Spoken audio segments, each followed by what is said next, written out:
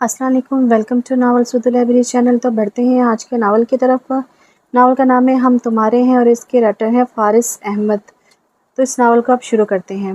निफ्स रात के वक़्त जब सारा गांव मीठी नींद सो रहा था, ऐसे में शफीक जट की हवेली की पिछली दीवार से 3 होले अंदर की तरफ कूदते दिखाई दिए। वैसे तो दाखिली दरवाजे की तरफ के पहरेदार गधे घोड़े बेच के सोए पड़े थे, पर इनकी कुर्सियों के साथ टंगी ये बड़ी बड़ी पिस्तौल तरा निकालने के लिए काफ़ी थी। दबे कदमों अंदर की तरफ बढ़ते बरामदे में मध्यम सी टॉर्च की रोशनी दिखाई दी तो वो तीनों तीर की तरह इस तरफ लपके और इस नस्वानी वजूद के करीब आके ब्रेक लगाई, जो अपने चेहरे के गिद्ध दुपट्टे को मजबूती से कसे बड़े जोशो खरोश से इनके पास मौजूद सामान पर झपट पड़ी।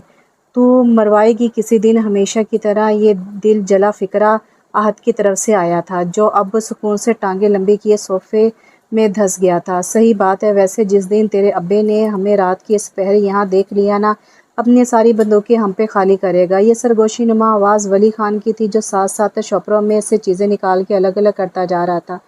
फिटे मुँह नाम के ही खान हो, बस कस्में ले कर देगी तो तूने तो अपने कबीले की बहादुरी के चर्चों पर तड़क के कहती। ज़ारा ने वली के बाजू पे बड़ी ज़ोरदार चुटकी काटी थी तो वो अपनी बेसाख्ता चीख का गला घोंटता कलबला कर रह गया। आय हाय, कभी तो इंसानों की तरह बात कर लिया करो ज़ारा। अब 2 मिनट सुकून से मेरी बात सुनो और गौर से हर चीज़ देख लो। ये 8 कोर्स की किताबें, ये कापियाँ, रजिस्टर, ये तेरी पेन पेंसिलें वगैरह, और ये इन सारी किताबों की गाइड्स बुक, मेरे हिसाब से तो सब पूरा है। फिर भी किसी चीज़ की ज़रूरत हो तो बता देना। माइकल के लहजे में वही अज़ली संजीदगी थी जो इसका ज़ात का खासा थी। इसके बावजूद वो इन 3 अज़ली मस्करों का गहरा दोस्त था। प्यारे माइकल, तू इन्हें अपने दिमाग में दे जा, क्योंकि इन सबको पढ़ने के लिए इसकी ज़रूरत तो पड़ेगी। आहद ने बतीसी दिखाते मुफ्त मशे से नवाजा और तीनों अपनी हंसी दबाते बेहाल होने लगे और तेवरियां चढ़ाए गुस्से से नीली पीली होती। ज़ारा शफक के साथ हमेशा ही यही होता था। वो तीनों हंसते हंसते लूट फूट हो जाया करते थे और वो बुत बनी सा चेहरा लिए कितनी देर बाद समझने की कोशिश में लगी रहती थी। वो जिस रास्ते से आई थी इस रास्ते वापस लौट गए तो वो एहतियात से सामान समेटते अपने कमरे की तरफ गई, जहाँ ये किताबें से कपड़ों की अलमारी में छुपानी थी। मस्टंडे कहीं के। हर बार तबके बोले जाने वाला जुमला बड़े दिल जले अंदाज में बड़बड़ा के वो तेज़ी से चीज़ें रखने लगी।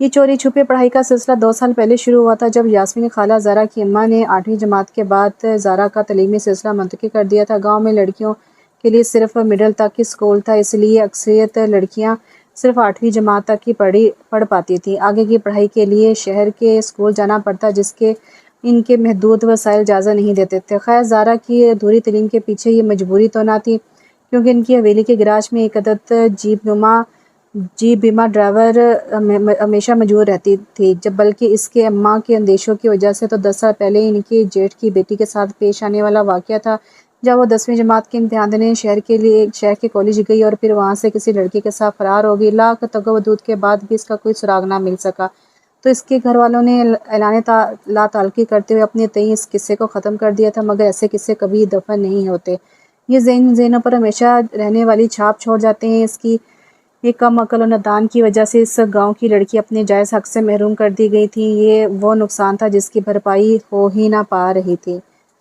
ये ग्रुप था 4 बचपन के दोस्तों का। वली खान दिलावर खान की 5वीं नंबर की औलाद था, जिसके अलावा इनके 3 बेटे और 3 बेटियां और भी बेटे और 2 बेटियां और 2 बेटों की शादी वो बड़ी छोटी उम्र में अपनी बरादरी में वटे सटे के तहत कर चुके थे। अब बाकी थे बहराम, जो शहर के कॉलेज में 12वीं जमात का तालिब इल्म था, वली मोहम्मद, जो गांव के स्कूल में 10वीं में था, और सबसे छोटी ज़मीनें, जो 5वीं जमात में थी। दिलावर खान का शुमार गांव के चंद खुशहाल घरानों में होता था।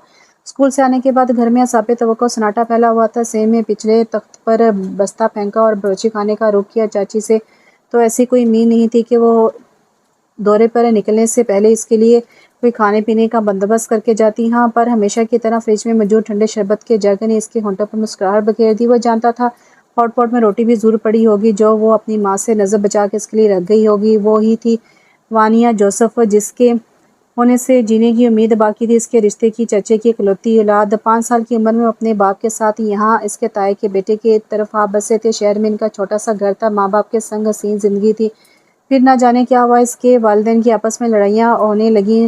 روز کی بڑھتی ہوئی رنجشیں بلاخر طلاق پہ آ کے رکی۔ مائیکل کی ماں اسی دن سے اسے روتا بلکتا چھوڑ کے اپنے والدین کے پاس لوٹ گئی اور وہ اپنے بابا کے ساتھ ان کی آبائی گاؤں آ گیا۔ شروع کے کچھ سال تو اچھے گزر گئے، مگر 11 سال کی عمر میں بابا کے چلے جانے سے گویا زندگی نے نیا رخ دکھانا شروع کر دیا۔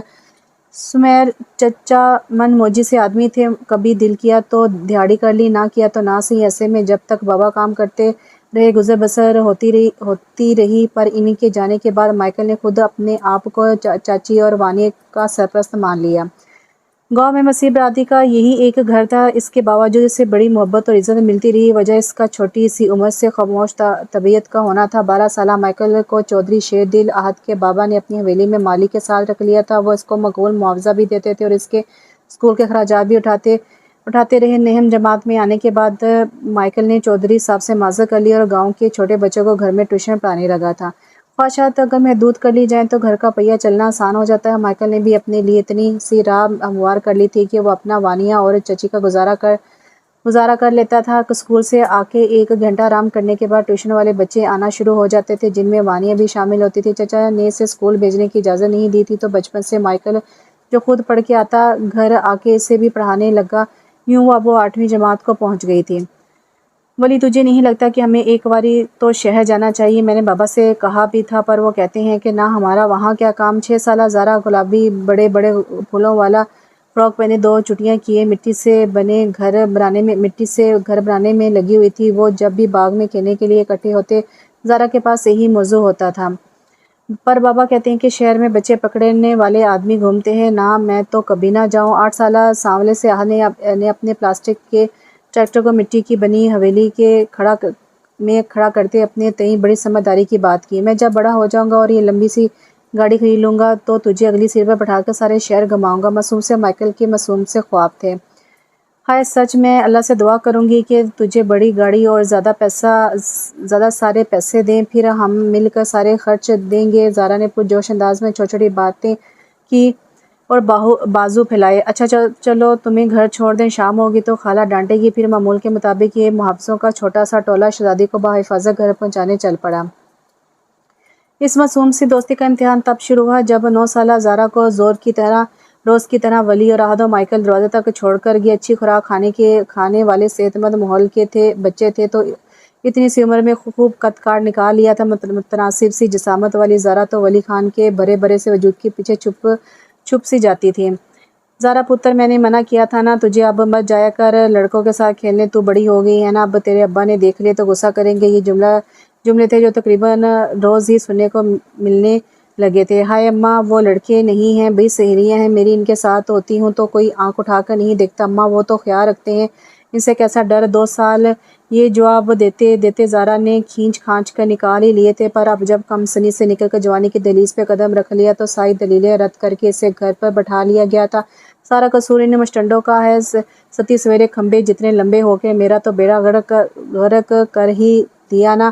اکثر اپنی چھت پہ باہر کھیلتے بچوں کو دیکھ کر زارا کے دکھ نئے سرے سے ہرے ہونے لگتے، پر وہ اپنے دوستوں کی لاڈلی تھی، اس کے بغیر باغ میں جانے کا مزہ ہی نہ آتا تھا۔ سو ان تینوں نے بہت جلدی اس کا بھی حل نکال ہی لیا تھا۔ ایک روشن خوبصورت صبح کا آغاز ہو چکا تھا۔ سرسبز لہلاتا باغ تا حد نگاہ امرود کے پودوں سے بھرا پڑا تھا۔ وہیں ایک طرف نرم گھاس پر چادر بچھائے ولی خان اور مائیکل بیٹھے پوری سپیڈ سے زارا کے لائے گئے حلوے سے انصاف کر رہے تھے، جبکہ وہ خود دونوں ہاتھ کمر پر ٹکائے ایڑیاں اچک کے احد کا راہ تک رہی تھی، جو 11ویں کا آخری پرچہ دیکھ کر آج واپس آنے والا تھا۔ بس کر دو، کھڑی اکڑ جاؤ گی، شودے پن کی اخیر ہے۔ قسم سے ولی نے لمحے بھر کا توقف کر کے ایک بڑا سا نوالا لیا، دیسی گھی میں پکا گاجر کا حلوہ گرم وہ بھی پستے بادام سے بھرپور۔ زارا کی طرف سے ایسی فیاضیاں بچپن سے چلتی آ رہی تھی، حالانکہ وہ لوگ خود بھی اچھے کھاتے پیتے گھروں سے تھے، پر اس کی لائی ہوئی چیزیں آپس میں لڑ کے کھانے کا اپنا ہی مزہ تھا۔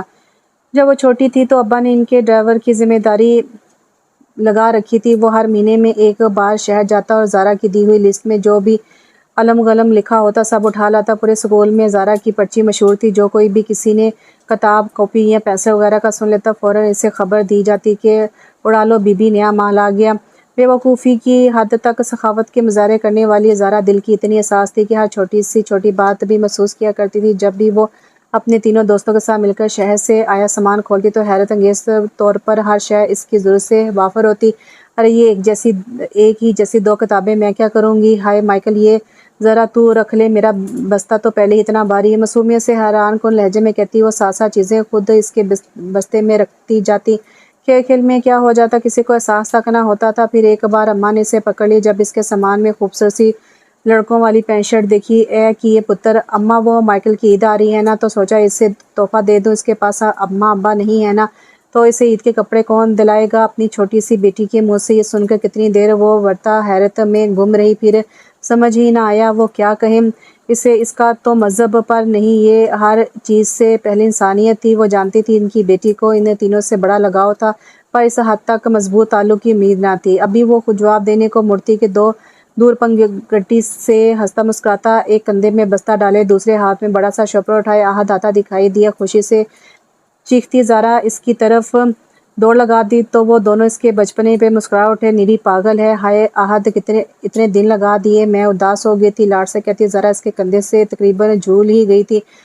او پرا مر ندیدی کہیں کی، پتہ ہے مجھے کن چکروں میں اداسیوں کے دورے پڑ رہے تھے۔ اپنا بستہ اور شوپر ولی کی گود میں پھینکتے بقول زارا کے کہ وہ صدا کا بد لحاظ اور منہ پھٹ انسان یوں زمین پر لاملیٹ ہوا جیسے شہر سے یہاں تک کا سفر اپنے بابا کی بھیجی گاڑی میں نہیں بلکہ پیدل طے کر کے آیا ہو۔ دفعہ دور، اس راس نہیں آتی ویسے تجھے، میں ہی پاگل ہوں جو 15 دن سے راہ تک رہی تھی اور آج خاص کر گاجر کا حلوہ بھی بنا کے لائی تھی تیرے لیے خالہ خورشید سے پکوا کے۔ اس کی جذباتی تقریر میں مائیکل نے ٹکرا لگایا تو اسے قہر بار نظروں سے گھورتی وہ پھر سے ڈھیٹوں کی طرح احد کے قریب ہو کر بیٹھ گئی۔ چل اب دے دو احد، بس اتنی ہی رشوت لگائی تھی خالہ کو یہاں آنے کے لیے، اور کچھ دیر یہیں رہی نا تو اس نے امرود کھا کھا کے ہیضہ کر لینا ہے۔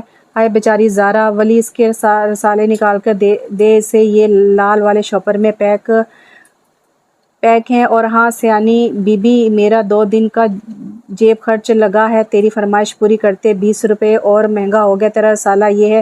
یہ سب چلتا رہا نا تو میں نے کنگال ہو جانا ہے۔ بوجھل اس کی غصے سے بھری آواز سن کر بھی وہ مسکرا دی، جانتی تھی ہر بار یہی سب کچھ کہنے والا احد اگلی بار بھی جائے گا تو اس کے لیے یہ سب لائے گا۔ اچھا تمہارے حصے کا رکھا ہے، حلوہ کھا لینا، اور اب میں ہفتے کو آؤں گی۔ مائیکل کو ساری کاپیوں کا کام چیک کرانے میں چلتی ہوں، اماں لوٹنے والی ہوں گی، یہ ساتھ والے گاؤں تک تو گئی ہیں۔ جلدی اپنی بڑی سی زرد رنگ کی چادر اوڑھتے وہ خالہ خورشید کے ساتھ حویلی کو چل پڑی۔ لو اتنی ضروری بات کرنی تھی، طوفان ایکسپریس کی طرح آتی ہے اور چلی بھی جاتی ہے۔ وہ بہرام بھائی بتا رہے تھے ان کے کالج کے کچھ دوست ان کے ساتھ آ رہے ہیں چھٹیوں میں اپنا گاؤں گھومنے۔ ولی کی بات پر ان دونوں کی آنکھوں میں اشتیاق ابھرا۔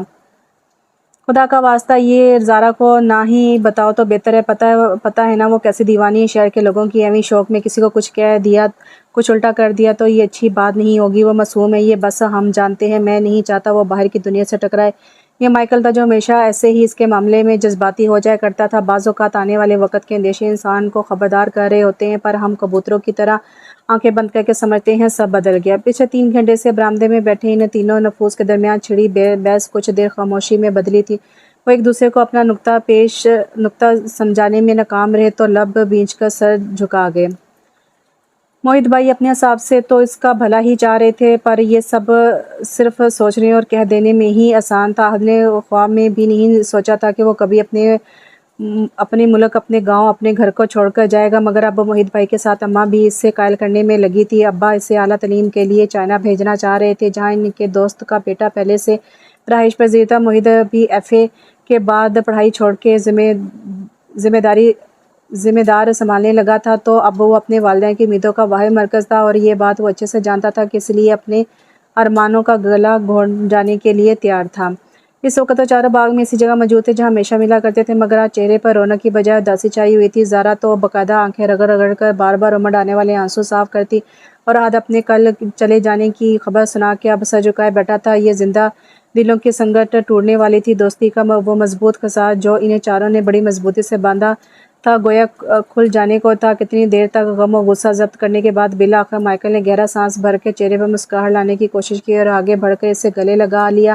وہ تینوں ایک دوسرے کو بھیجے ہوئے آنکھوں میں آنسو اور ہونٹوں پر مسکراہٹ لیے الوداع کہہ رہے تھے۔ اپنا خیال رکھنا زارا، تیری بڑی یاد آئے گی، اور ہاں جب تو کسی شہری بزنس مین سے شادی کرنے لگے تو مجھے ضرور بلانا، تیرے ایک بار پکارنے پر دوڑا چلا آؤں گا، وعدہ ہے میرا۔ روتی ہوئی زارا کے سر پر ہاتھ رکھ کے وہ واپس جانے کو مڑ گیا تھا۔ آنسو صاف کرتے احد نے ایک بار بھی पलट कर देखने की कोशिश नहीं की थी। मुबादा बड़ी मुश्किल से संभाला हुआ दिल फिर से हिम्मत न हार जाए। आहत के चले जाने के बाद यूं ही बेकैफ गुजरते दिनों में बहराम खान की आमद बाहर का झोंका साबित हुई थी। इसके साथ आए 5 लड़कों 3 लड़कियों के ग्रुप ने सारे गांव को एक अजीब सी हलचल में डाल दिया था। हर कोई अतरंगी कपड़े पहने अपने हिसाब से इस अजीब सी दिखने वाली मखलूक की टो में लगा रहता। बुरे अजीबोगरीब कटे बालों वाले लड़के जिन्होंने कानों में बालियां पहन रखी थी, हाथों और कलाइयों में न जाने क्या क्या अलम गलम पहने यहाँ से वहाँ मटर गश्त करते नजर आते। और चुस्त पतलून के ऊपर छोटे छोटे कुर्ते पहने हुए लड़कियां जिनके दुपट्टे गर्दनों से लिपटे रहते हर शय को यूं देख रही थी गोया किसी दूसरे सियारे पर आ टपकी हो। गांव वालों की फरमाइश पर मोहित रोज इन्हें एक एक घर में ले जाता और वो लोग वहीं से खाना खाते। आज ये सब मिलकर ज़ारा के घर आए थे। वली खान भी साथ ही था। लड़कों को बाहर बैठक में बैठाकर अम्मा लड़कियों को अंदर ले आई। वो हैरत और इश्तियाक से हर शय देखती और फिर अपने अपने फ़ोन से तस्वीरें खींचने लगती। थोड़ी देर बाद ज़ारा खाला खुर्शीद के साथ चाय और दीगर लज़्ज़मात लिए मेहमानों के कमरे में आई तो कुछ लम्हों के लिए शॉक्ड रह गई। बेफिक्री से कहके लगाती ये गोरी चिट्टी लड़कियां मगरबी तर्ज के लिबास पहने से तो अपने ख्वाब नगर की बासी परियां महसूस हुई। दूसरी तरफ सामने खड़ी लड़की को देखकर एक बार वो तीनों ठटक गए।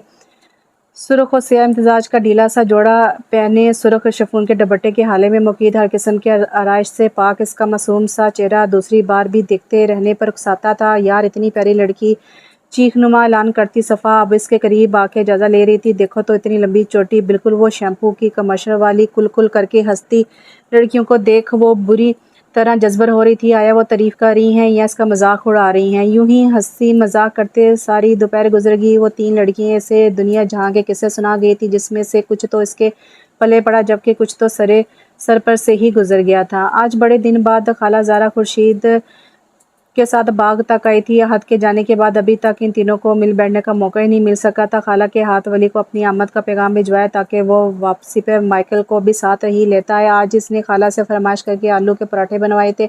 अब वो घास पर चादर बिछाकर बर्तन सजा रही थी। रायता, छोटे टुकड़ों में कटी हुई मूली और गाजरें, पुदीने और हरी मिर्च की चटनी, सारी चीज़ें कटोरियों में निकाल देने के बाद वो पराठों वाली चंगेर दरमियान में सजा के हटी तो अपने नहायती करीब से आई आवाज़ पर हैरान होकर मुड़ी। स्याह पतलून के साथ आसमानी रंग की शर्ट पहने खड़े खड़े नकोश वाला वो बांका सजीला नौजवान लबों पर बड़ी मोहनी सी मुस्कान लिए खड़ा था। अभी वो कुछ समझ पाती वो नौजवान 2 जानों होकर बैठता बड़े इश्तियाक से खाने को देने लगा। ये सब तुमने बनाया है? किसके लिए है?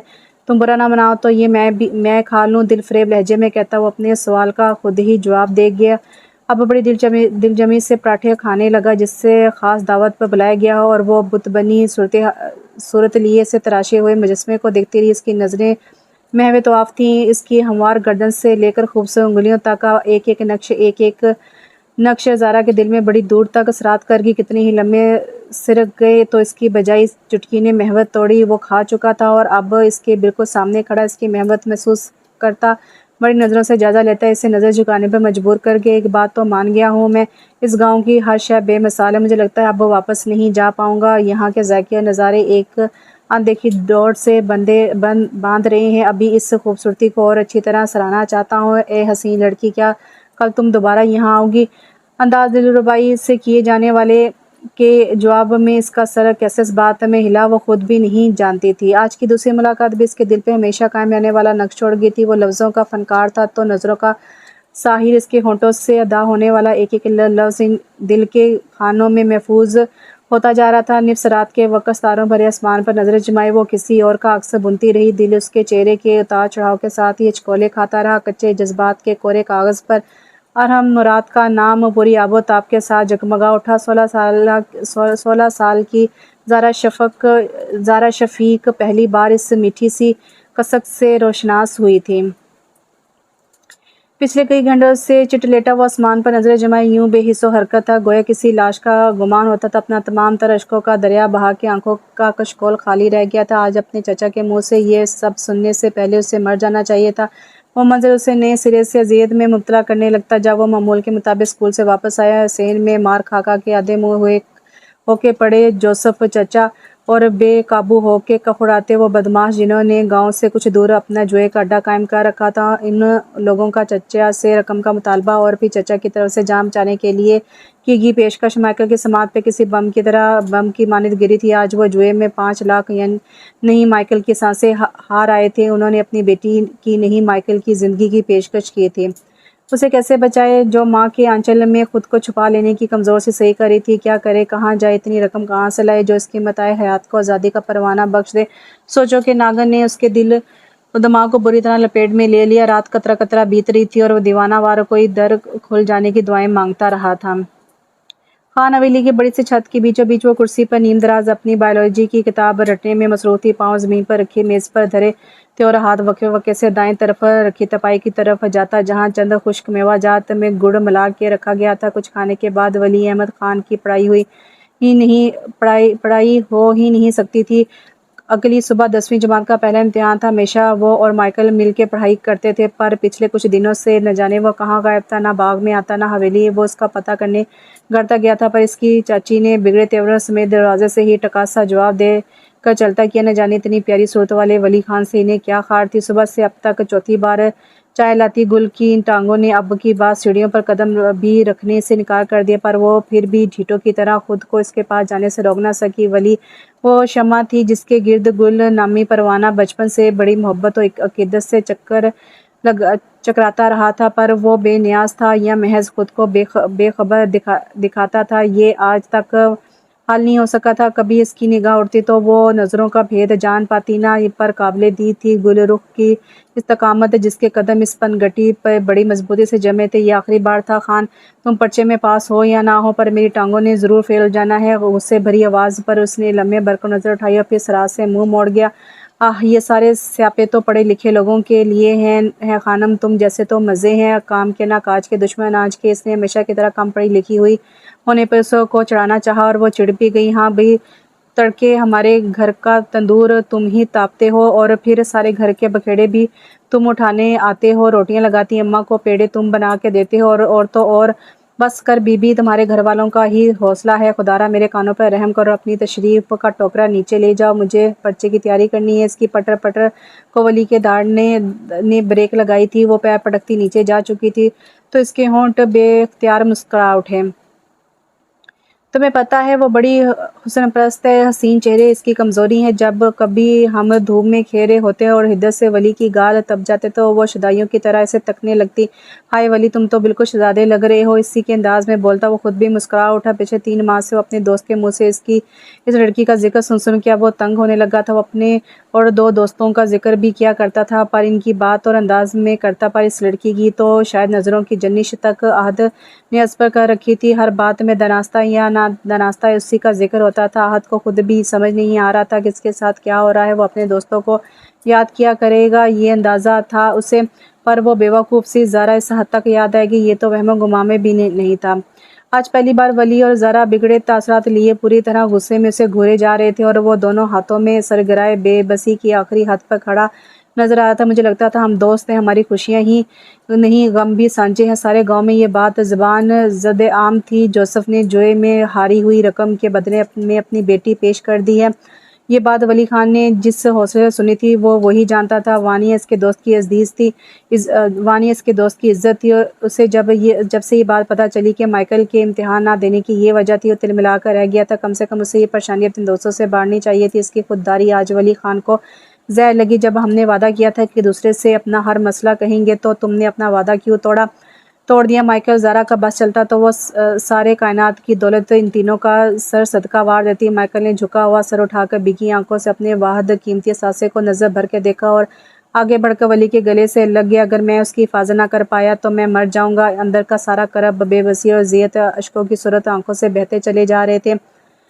ہم وانیہ کی حفاظت کریں گے مائیکل، میں اپنے ہاتھوں سے اسے تمہاری دلہن بناؤں گی، تم اپنے چچا کو وہ رقم دو گے اور وانیہ کو اس سب سے نکال لو گے۔ زارا کے پریقین لہجے پر ایک لمحے کو وہ ٹھٹک گیا۔ نہیں، کیا زندگی نے سارے احسان اس چھوٹی سی لڑکی سے ہی لینے ہیں؟ زارا نے اپنے پلو سے بندھی گرہ کھولی اور وہ سرخ رومال مائیکل کی ہتھیلی پر رکھا۔ 2 کڑے بالیاں، سونے کی وہ موٹی سی چین جو وہ اکثر پہنا کرتی تھی اور اس کے شفاف گردن پہ خوب جچتی تھی۔ وہ جانتا تھا یہ چین اس کے ابا نے اسے 5ویں میں پاس ہونے پہ دلائی تھی اور یہ بالیاں اسے 10 سال کی عمر میں قرآن پاک हक मुकम्मल कर लेने पर मिली थी और ये कड़े उसके मामू के यहाँ 7 साल बाद बेटा पैदा होने पर ननिहाल से मिले थे, मगर माइकल के बहते आंसू में मज़ीद रवानी आ गई। बचपन से लेकर आज तक उसे जब भी कोई ज़रूरत पेश आई थी, ज़ारा का दामन यूं ही भरा हुआ मिला था। सोचो मत, ये सारा जेवर कम से कम 3 लाख का तो होगा और ये 1 लाख मेरे पास है। तुम्हारी चाची से बात हुई थी, मेरी 1 लाख रुपए तक का जेवर बेच लिया है उन्होंने भी।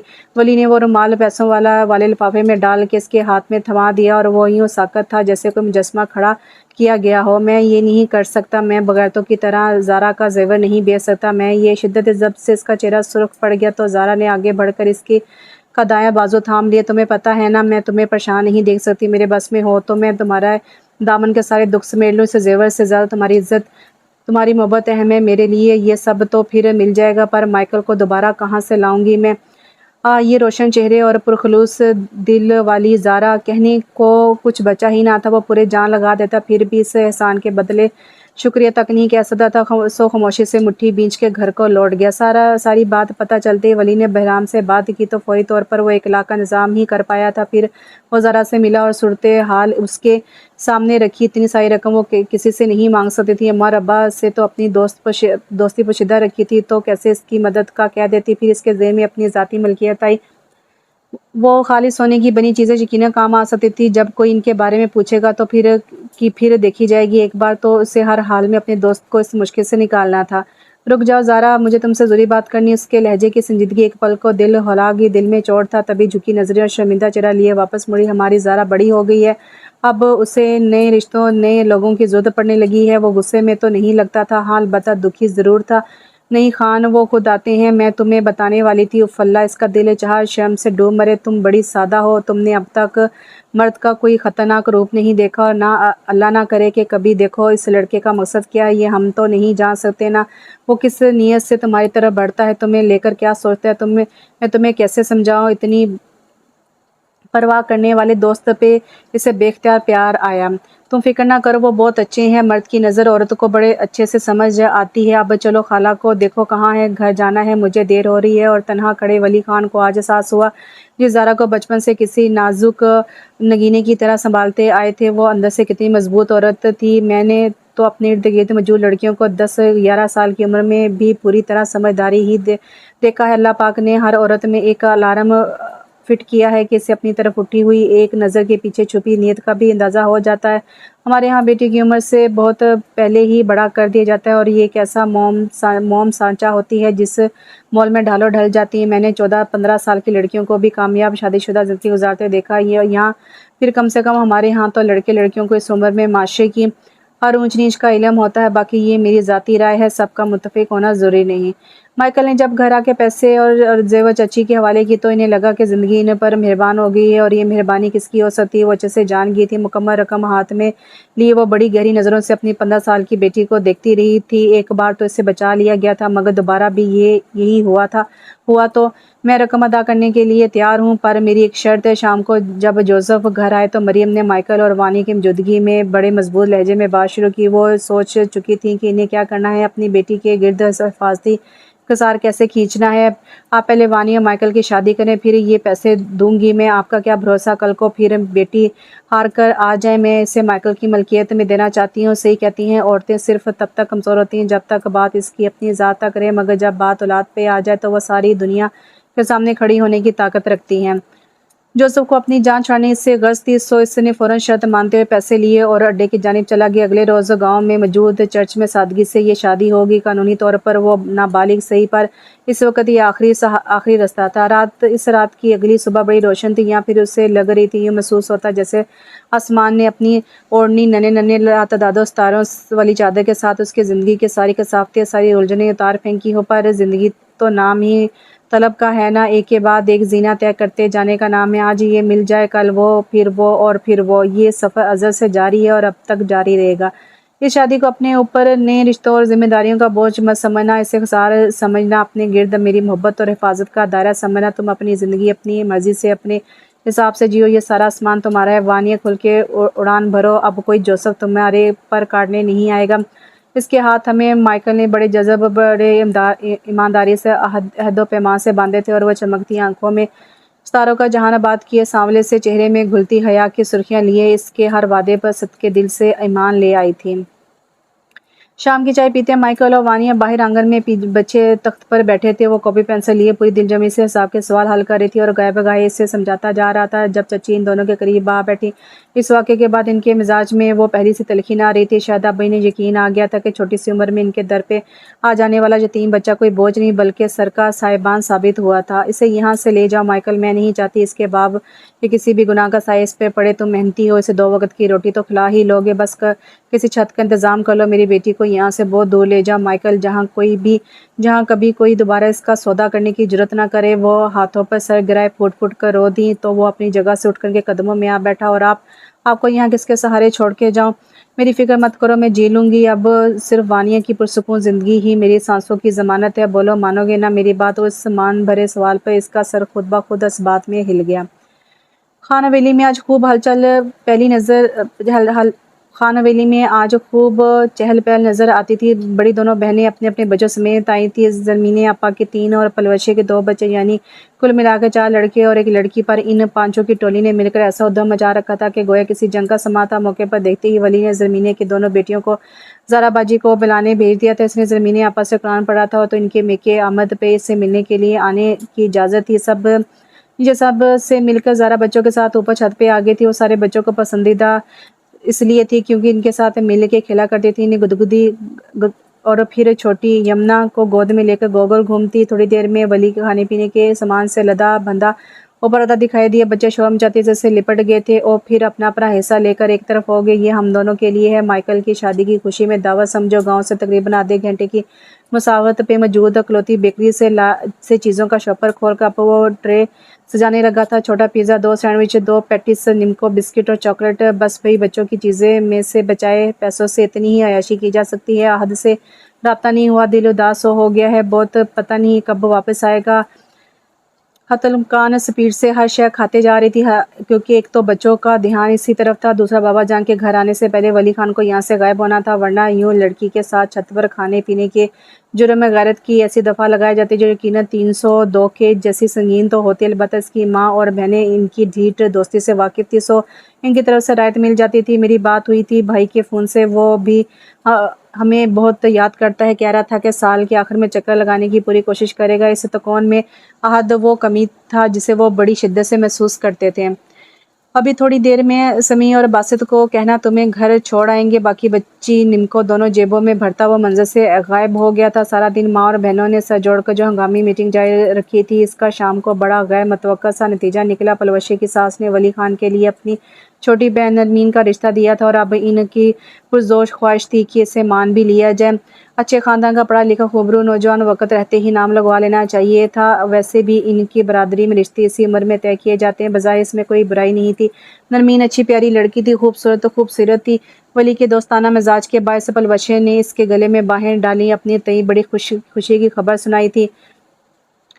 لوٹنے کا سمے آن پہنچا ہے۔ شہر کو جاتی سڑک پہ ان کی بس اپنی باقی منزل کے لیے رواں ہونے کو تیار کھڑی تھی اور وہ اپنا سفری بیگ کندھے پر ڈالے دھوپ کی سمت پشت کیے ہونٹوں پر الوداعی مسکراہٹ لیے سامنے کھڑی لڑکی کے چہرے کے نقوش ازبر کرتا جا رہا تھا۔ الوداع کہنا اس قدر مشکل ہو سکتا ہے کہ الفاظ ساتھ چھوڑ جائیں، یہ اندازہ آج ہو رہا تھا۔ گلال رنگ لباس میں زرد ہوتا چہرہ لیے سر جھکائے آنسو پیتی ہوئی لڑکی ہجر کی جان سوز آمد سے خائف نظر آتی تھی۔ کچھ سوچ کے لب بے آواز مسکرائے اور اس نے جیکٹ کی اندرونی جیب میں سے وہ سرخ بل کھاتا موٹا سا دھاگا نکالا۔ ہاں، وہی مزاروں اور درباروں پر بندھا منتوں، امیدوں اور حسرتوں کا ترجمان دھاگا۔ لڑکی کی آنکھوں سے اشک پلکوں کی بات توڑ کر گال پر پھسل جانے کو مچل گئے۔ یہ دھاگا پچھلی ملاقاتوں میں اس لڑکی کی کلائی پہ سجا تھا، اب وہ نرمی سے اس کا ہاتھ تھامے دانی کلائی پہ دھاگے کی صورت عہد و پیمان باندھ رہا تھا۔ یہ تیسری ملاقات تھی، پر گفتگو خاموش جذبوں اور بولتی نگاہوں کے بیچ میں تھی۔ لڑکی کا متواتر چہرہ سراپا فریاد لگتا تھا، میرے دل کی منڈیر پر کوئی آس کا دیا جلاتے جاؤ۔ لڑکی کی حیرت انگیز آواز امرت کی مانند قطرہ قطرہ سماعت میں اترنے لگی تھی۔ اس شفاف صبح لہلاتے کھیت فضا میں پرواز پرندے اور محبت کی مالا جپتے ان دو دلوں کو گواہ بنا کے وعدہ کرو زارا شفیق کہ آخری سانس تک خود کو ارحم مراد کی چاہت کے حصار میں رکھو گی، قسم کھا مجھے یاد رکھو گی، آسمان سے اترتی نرم نرم کرنوں اور دور فصل میں پھوٹتی ننھی سی کونپل نے اور محبت سے مہکتی فضا نے زارا کے ساتھ یک زبان ہو کر صدقے دل سے آمین کہا تھا۔ وہ پلٹ گیا، اس کے دور جاتے قدم زارا نے دل تھام کر گنے اور اپنی مٹھی میں موجود کاغذ پر گرفت مضبوط کی جس میں سے اس کا رابطہ نمبر اور گھر کا پتہ لکھا تھا۔ سوچنے اور فیصلہ کرنے کے لیے دیے گئے دن آج ختم ہونے کو تھے۔ 3 دن کا تکلف نہ بھی کیا جاتا تو فیصلہ ہو ہی چکا تھا۔ کئی بار سوچ لینے پر اس کا پلڑا بھاری ہی رہا۔ وہ جو عزیز از جان بہن کی نند تھی، خوبصورت اور خوبصورت فانی خوبیاں ہی تھیں، نہ بھی ہوتی تو چل جاتا۔ دوسرے پلڑے میں وہ تھی گل رخ ولی کی بیوہ، خالہ کی دوسرے نمبر کی بیٹی، جس کے من کا بھید وہ ایک عرصے پہلے ہی پا گیا تھا، جس کی آنکھوں میں مستقبل کے سہانے خواب ہلکورے لیتے تھے، وہ جو اسے دیکھ دیکھ کر جیتی تھی۔ منمونی سی صورت کی کومل سی گل رخ تمام تر دلائل کے بعد بھی دل کی کچہری میں نامراد ٹھہری۔ کچھ دیر بعد پلوشے کی سسرال واپسی تھی۔ ولی نے نرمین کے حق میں فیصلہ سنا دیا تھا۔ پورا ایک سال گزر گیا۔ احد کو دیار غیر میں بسے بس کچھ دن اور پھر اس کا یہ سیمسٹر ختم ہو جانا تھا۔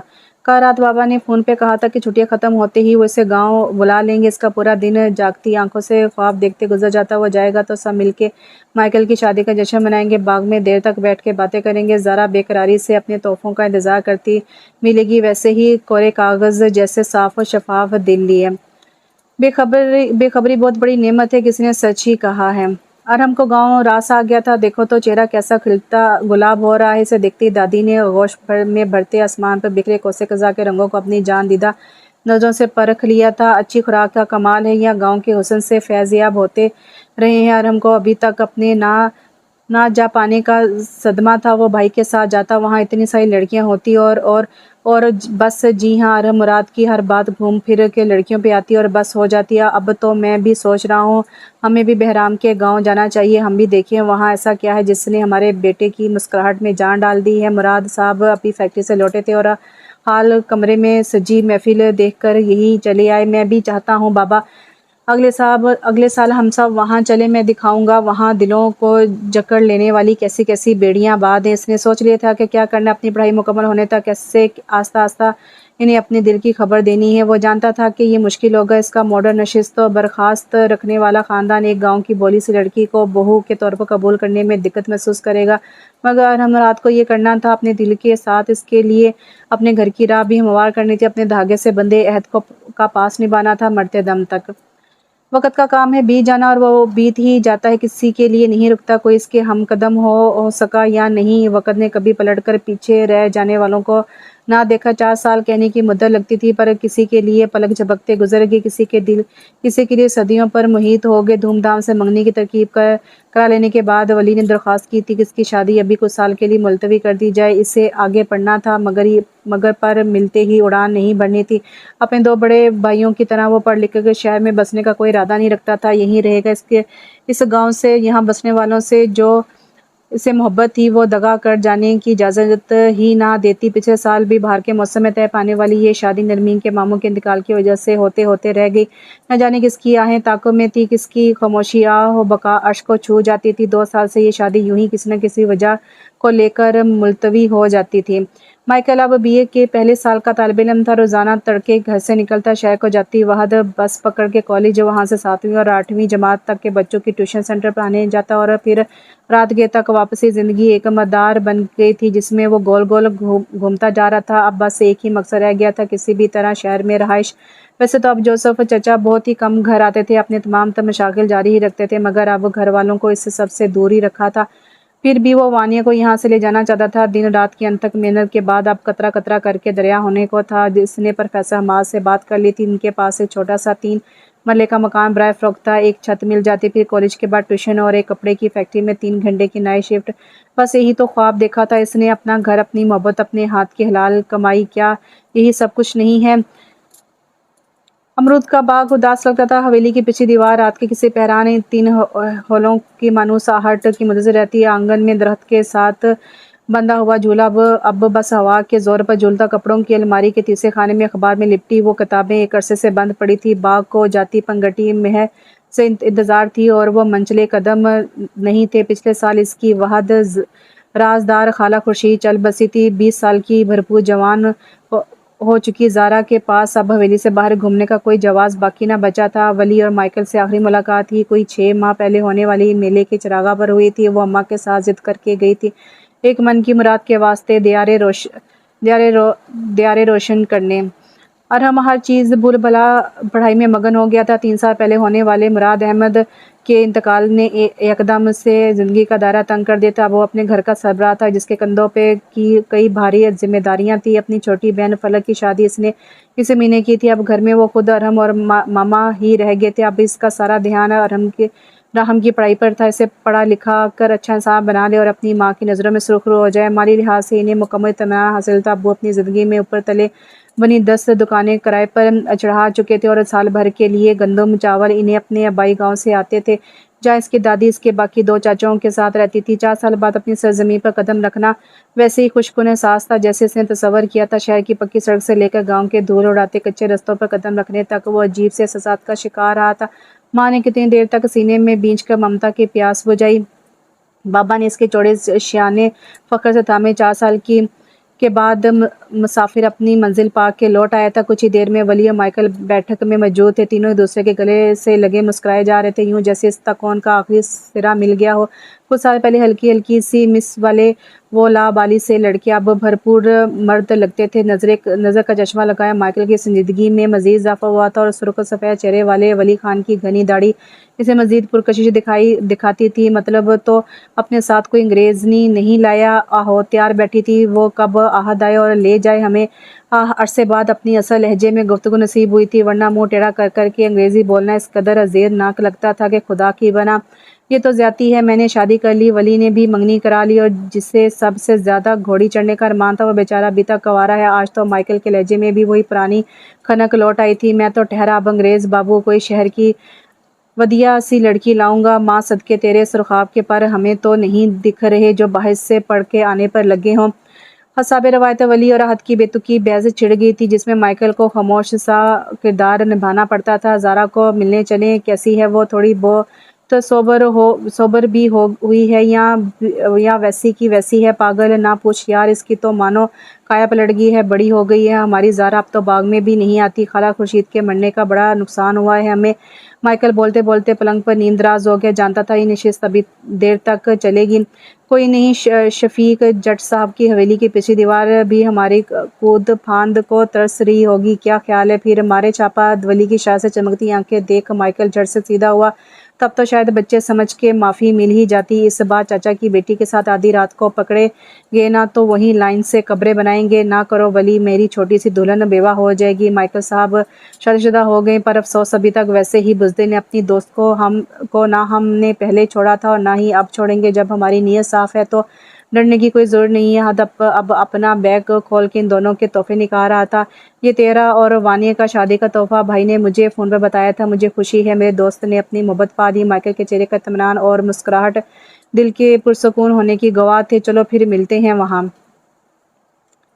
رات کے دوسرے پہر ایک عرصے بعد حویلی کی دیوار نے وہ مانوس سی آہٹ سنی تھی۔ سامنے برآمدے کی دیوار کے ساتھ اوپر کو جاتی انگور کی بیلیں ان اونچے لمبے مردوں کو کودتے دیکھ کر چپکے سے مسکرائی تھی۔ سر شام ہی وہ زارا کو عہد کے بھتیجے کے ہاتھ اپنی آمد کی اطلاع پہنچا چکے تھے۔ اب اندھیرے میں جلتی ٹارچ کی مدھم سی روشنی میزبان کے انتظار ہونے کا پتہ دے دیتی تھی۔ اب وہ چاروں آمنے سامنے کھڑے تھے، ایک دوسرے کو حسرت مسرت سے تکتے، گزرے وقتوں کی حسین یادوں کو ذہن میں تازہ کرتے مسکراتے روشن چہرے والے پکے دوست۔ ہائے عہد، قسم سے تم تو پورے انگریز لگ رہے ہو۔ زارا کی خوشگوار سی چہک کانوں کو بڑی بھلی محسوس ہوئی۔ اور تم حسین لگ رہی ہو۔ بے ساختہ ادا ہونے والے جملے نے عہد سمیت تینوں کو بری طرح شرمندہ کر دیا تھا۔ کہیں شادی وادی تو نہیں کر لی وہاں؟ میں نے سنا ہے انگریزنیاں بڑی چلاک ہوتی ہیں، ہمارے بولے بالے لڑکوں کو پھنسا لیتی ہیں۔ معصوم سی زارا کے معصوم سے قیاس تھے۔ نہیں بھی، اس نے تو پاکستانی مردوں کی ناک کٹا دی۔ زارا کسی بھی انگریزنی کو پسند نہیں آیا یہ۔ ولی نے مصنوعی افسوس سے سر دائیں بائیں ہلانا شروع کر دیا۔ اچھا، میرے لیے کیا لائے ہو وہاں سے؟ تمہارے لیے یہ دیکھو، خوبصورت سا سرخ رنگ کے چمکتے کور میں لپٹا ڈبہ۔ عہد نے اس کی طرف بڑھایا اور یہ بھی سنہری رنگ کی چھوٹی سی ٹوکری مختلف چاکلیٹ سے چھوٹے چھوٹے رنگ برنگے مصنوعی پھول اور چھوٹی بڑی ٹافیوں سے سجی تھی۔ زارا کے چہرے پر پھیلے یقین خوشی کے رنگ ان تینوں کے دل شاد کر گئے۔ اس کے بچپن کا دوست اچھی طرح جانتا تھا کہ وہ سادہ سی لڑکی کس چیز سے خوش ہو جائے گی۔ ابھی وہ چاروں اپنی ہی دھن میں مگن تھے جب ایک کڑکدار آواز ان کے سانس تک روک گئی۔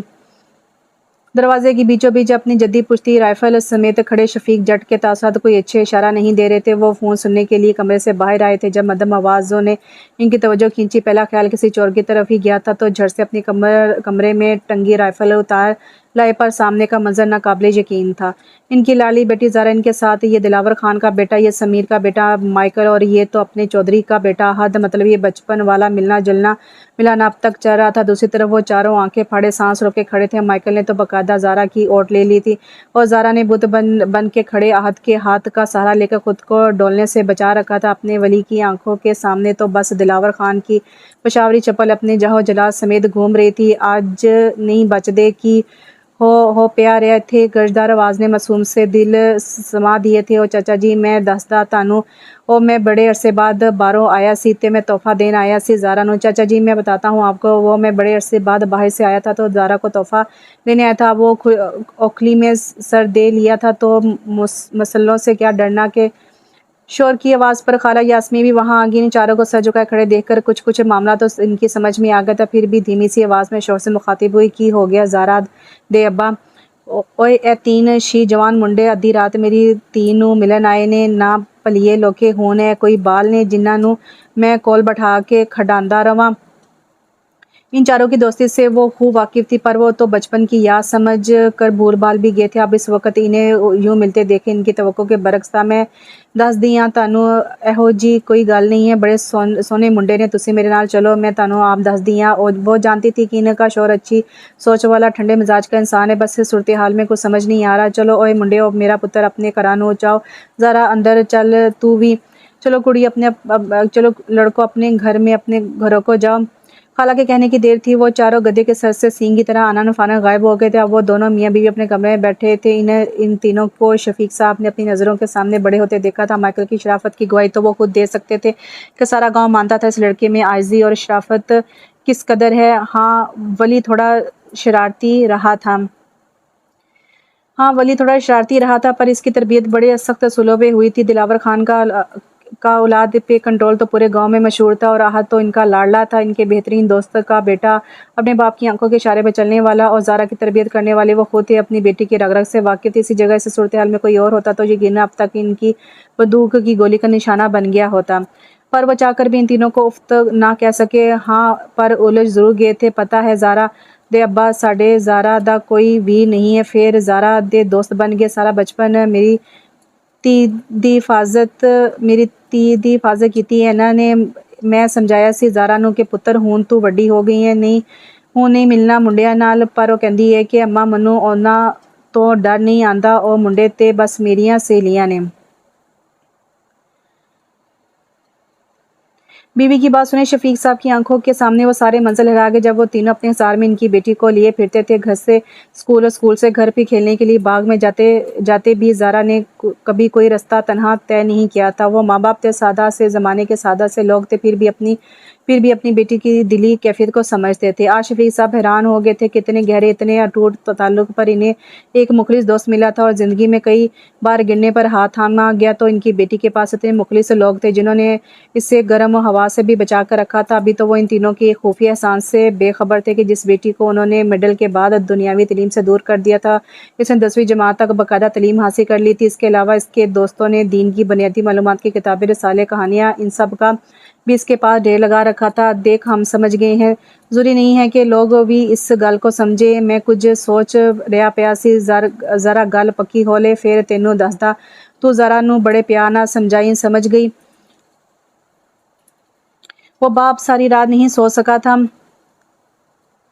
سو تو وہ بھی نہیں پائی تھی جسے اپنے باپ کو دیکھ کر نیک خواہشات لاحق ہونے لگے تھے۔ وہ تین لڑکے بابا کے دیکھے بالے تھے، انہیں عزیز ہیں، وہ بچ جائیں گے۔ جانتی تھی انہیں کچھ نہیں کہا جائے گا، پر جب ارحم مراد کا یہاں ذکر کیا جائے گا تو سب کیسے یہ معاملہ سمجھیں گے۔ وہ جو آج کل میں اس سے رابطہ کرنے والی تھی تو کیا کہے کہ کہہ کے متعارف کرائے گی، اس سے کیا بتائے گی وہ کون ہے، کیسے ملا بابا تو دور کی بات، وہ مائیکل اور راحت کا سامنا کیسے کرے گی۔ ولی کو تو کسی حد تک پتہ تھا، پر وہ جان کر بھی اس معاملے میں انجان بنا رہا تھا۔ اب تو تمہاری پڑھائی بھی ختم ہوگی، فیکٹری بھی جانے لگی ہو، اور اب میں چاہتی ہوں تمہاری شادی کر دو، ہمارے گھر میں بھی رونق ہو جائے۔ ہم اپنی ماں کے گھٹنوں پر سر رکھ کے ارحم مسکرایا۔ چھم سے وہ چھوٹی سی لڑکی یاد ہے جسے اپنے نام کی آس تھمایا تھا؟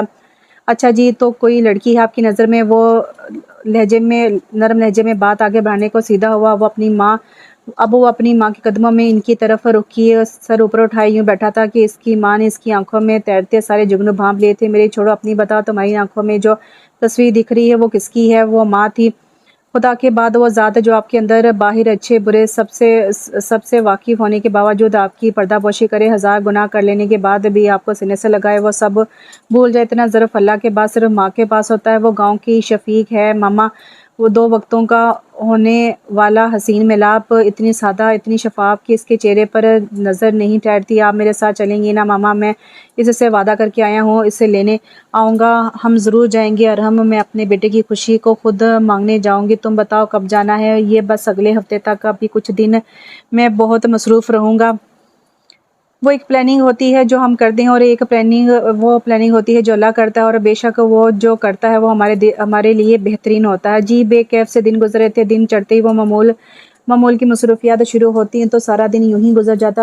اس دن کے بعد سے زارا نے شرمندگی کے ہمارے ابا کے سامنے آنا چھوڑ دیا تھا۔ صبح ان کے جانے کے بعد کمرے سے نکلتی ہے، شام ان کے آنے سے پہلے واپس کمرے میں بند۔ ایک عجیب سی اداسی محسوس ہوتی، یوں ہی بلا وجہ اضطراب کی سی کیفیت، کچھ ہو جانے کا خدشہ دل میں ویرانی سی ڈالے رکھتا ہے۔ ایسے ہی ایک دوپہر میں وہ باغیچے میں بیٹھی ہاتھ میں اماں کا فریم لیے کچھ پھول بوٹے کاٹنے کی کوشش میں لگی تھی جب اماں وہاں پیالی میں گرم کیا ہوا دیسی گھی لے کر آتی نظر آئیں۔ چل آجا پتر، مالش کراں، وہ کتنے رکھے ہوئے ہو گئے ہیں تیرے وال۔ اب وہ کرسی پر آلتی پالتی مار کر بیٹھی اس کی چٹیاں کھو رہی تھی، خوب اچھی طرح اس کے ماتھے سے لے کر گردن تک گھی سے لشکار لینے کے بعد اب وہ اٹھنے کو تھی جب ملازمہ نے مہمانوں کی آمد کی اطلاع دی۔ شہر لوگ نے بی بی منو تے او منڈا لگ رہا ہے جڑا بہرام پتر نال آیا سی۔ ایک لمحے کو ہر شے تھم گئی، دونوں ماں بیٹیاں اپنی جگہ پر ساکت ہو گئے۔ اس کے دل نے پوری رفتار سے سکڑنا پھیلنا شروع کر دی جبکہ اماں بس حیران تھی۔ شہر کے لڑکے کا اپنے گھر والوں کے ساتھ یہاں کیا کام؟ تو بیٹھک بٹھا کے چائے پانی دا انتظام کر، میں آئی۔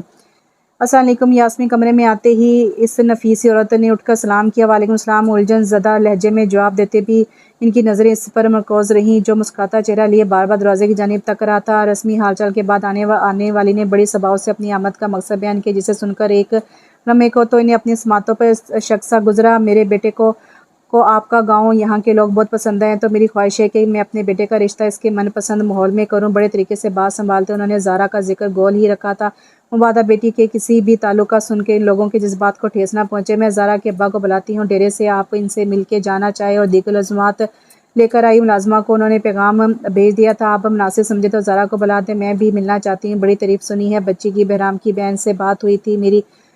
ہاں جی ضرور، تسی ذرا میرے نال اندر آ جاؤ۔ خود وہ دروازے کی طرف بڑھ گئی تھی اور وہ ماں بیٹے ایک دوسرے کو دیکھتے رہ گئے۔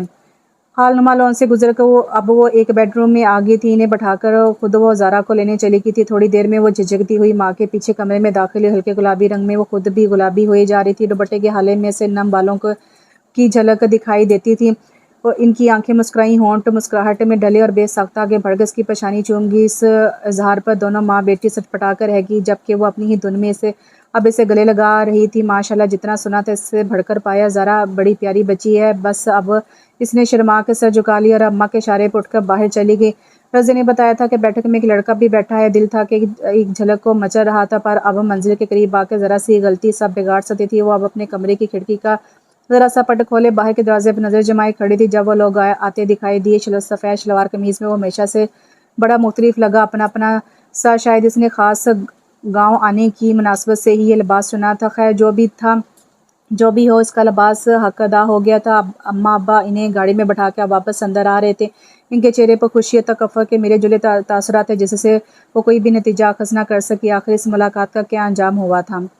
ولی کی شادی کی تاریخ آج سے 20 دن بعد کی رکھ دی گئی تھی۔ اس نے یوں سب سنا جیسے معمول کا حصہ، اصل میں وہ اپنے دل و دماغ کو تیار کر چکا تھا۔ گھر میں شادی کی تیاریاں زور و شور سے جاری تھی، رنگ و روغن، چھوٹی موٹی مرمت، بازاروں کے چکر، گویا کاموں کا سیلاب امڑ آیا تھا۔ سارے دن افراتفری کے عالم میں پر لگا کر گزر گئے۔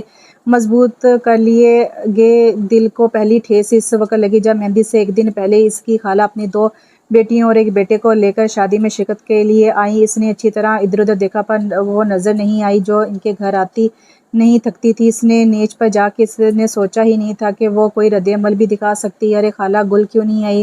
آخر پلوشے نے اس کی الجھن آسان کی۔ اللہ جانے کیا ہو گیا ہے اسے، میں نے شادی پہ آنے کا ذکر کیا تو تایا کے ہاں جانے کی ضد پکڑ کر بیٹھ گئی۔ پڑا کہا پر اس کی نہ ہی نہیں بدلی۔ کل چلی گئی تھی بھائی کے ساتھ، مرضیاں کرتی پھرتی ہے۔ خالہ تو سخت نالہ لگتی تھی اور وہ سن کے خاموشی سے پلٹ گیا۔ کہاں مرضیاں کرتی ہے خالہ، اس نے تو کوئی سوال تک نہیں کیا، مجھے میری ہی نظروں میں شرمندہ کر گئی ہے۔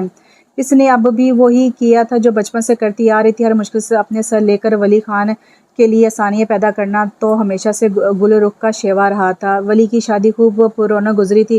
زارا نے ماں سے پرزور اصرار کیا لیکن انہوں نے صفا چٹ انکار کر دیا کیونکہ اس کی شادی کے دن رکھے جا چکے تھے اور ایسے میں وہ باہر نہیں نکلنا چاہیے۔ روپ نہیں آتا نا، پر اس کے چہرے پر تو از خود رنگ پھوٹتے تھے۔ مستقبل کی دل فریب خوابوں اور خیالوں نے ایسا روپ بخشا تھا کہ وہ مانند مہتاب چمکتی دھمکتی پھرتی تھی، ایسے ٹوٹ کے حیا آتی تھی کہ اس سے خود بھی ولی وغیرہ کا سامنا کرنا مناسب نہ لگا۔ ابا نے اپنے حساب سے اس سارے خاندان کی جانچ پڑتال کرا لی، برادری کے تو نہیں تھے پر پیچھے سے وہ لوگ بھی گاؤں سے تعلق رکھتے تھے۔ ان کی بیٹی کے لیے آیا یہ پہلا رشتہ تھا جسے وہ کسی بھی غیر اہم مفروضے کی بنیاد پر رد کر کے کفران نعمت نہیں کرنا چاہتے تھے۔ ویسے بھی ان کے دل میں یہ خواہش رہی تھی کہ اپنی اکلوتی بیٹی کا رشتہ کسی شہر کے پڑھے لکھے لڑکے سے کریں، اور اب یوں لگتا ہے جیسے خدا نے ارحم مراد کی صورت میں ان کی دعاؤں کی قبولیت پر مہر لگا دیتی۔ مگر بعض دعائیں ادھوری رہ جاتی ہیں، نہ کسک بن کے ساری زندگی میٹھی سی چبھن والی۔ تیری پڑھائی پوری ہو گئی تھی احد، اب کیا مطلب بنتا ہے کہیں بھی جانے کا؟ چچا تیری شادی کرنا چاہتے ہیں اور تو یہ کیا اول فول سوچ رہا ہے؟ مجھے سمجھ نہیں آ رہا، میں کیسے سمجھاؤں، کیا کہوں جو تیرا ارادہ بدل جائے۔ یہ ولی کے ولیمے سے اگلے روز کی بات تھی جب وہ اس کی بیٹھک میں بیٹھا تھا۔ نہ جانے ایک ہی رات میں ایسا کیا ہوا جو اس کے چہرے کی ساری شادابی نچوڑ کر لے گیا۔ ارادے کا فیصلہ قسمت کرتی ہے اور جب قسمت کا رخ بدل جائے تو ارادوں کو بھی حالات کے سہارے موڑنا پڑتا ہے۔ وہ خاموش نظر آتا تھا، گہری جامد چپ جسے اس کے ہونٹوں سے ادا ہونے والے لفظ بھی توڑ نہیں پا رہے تھے۔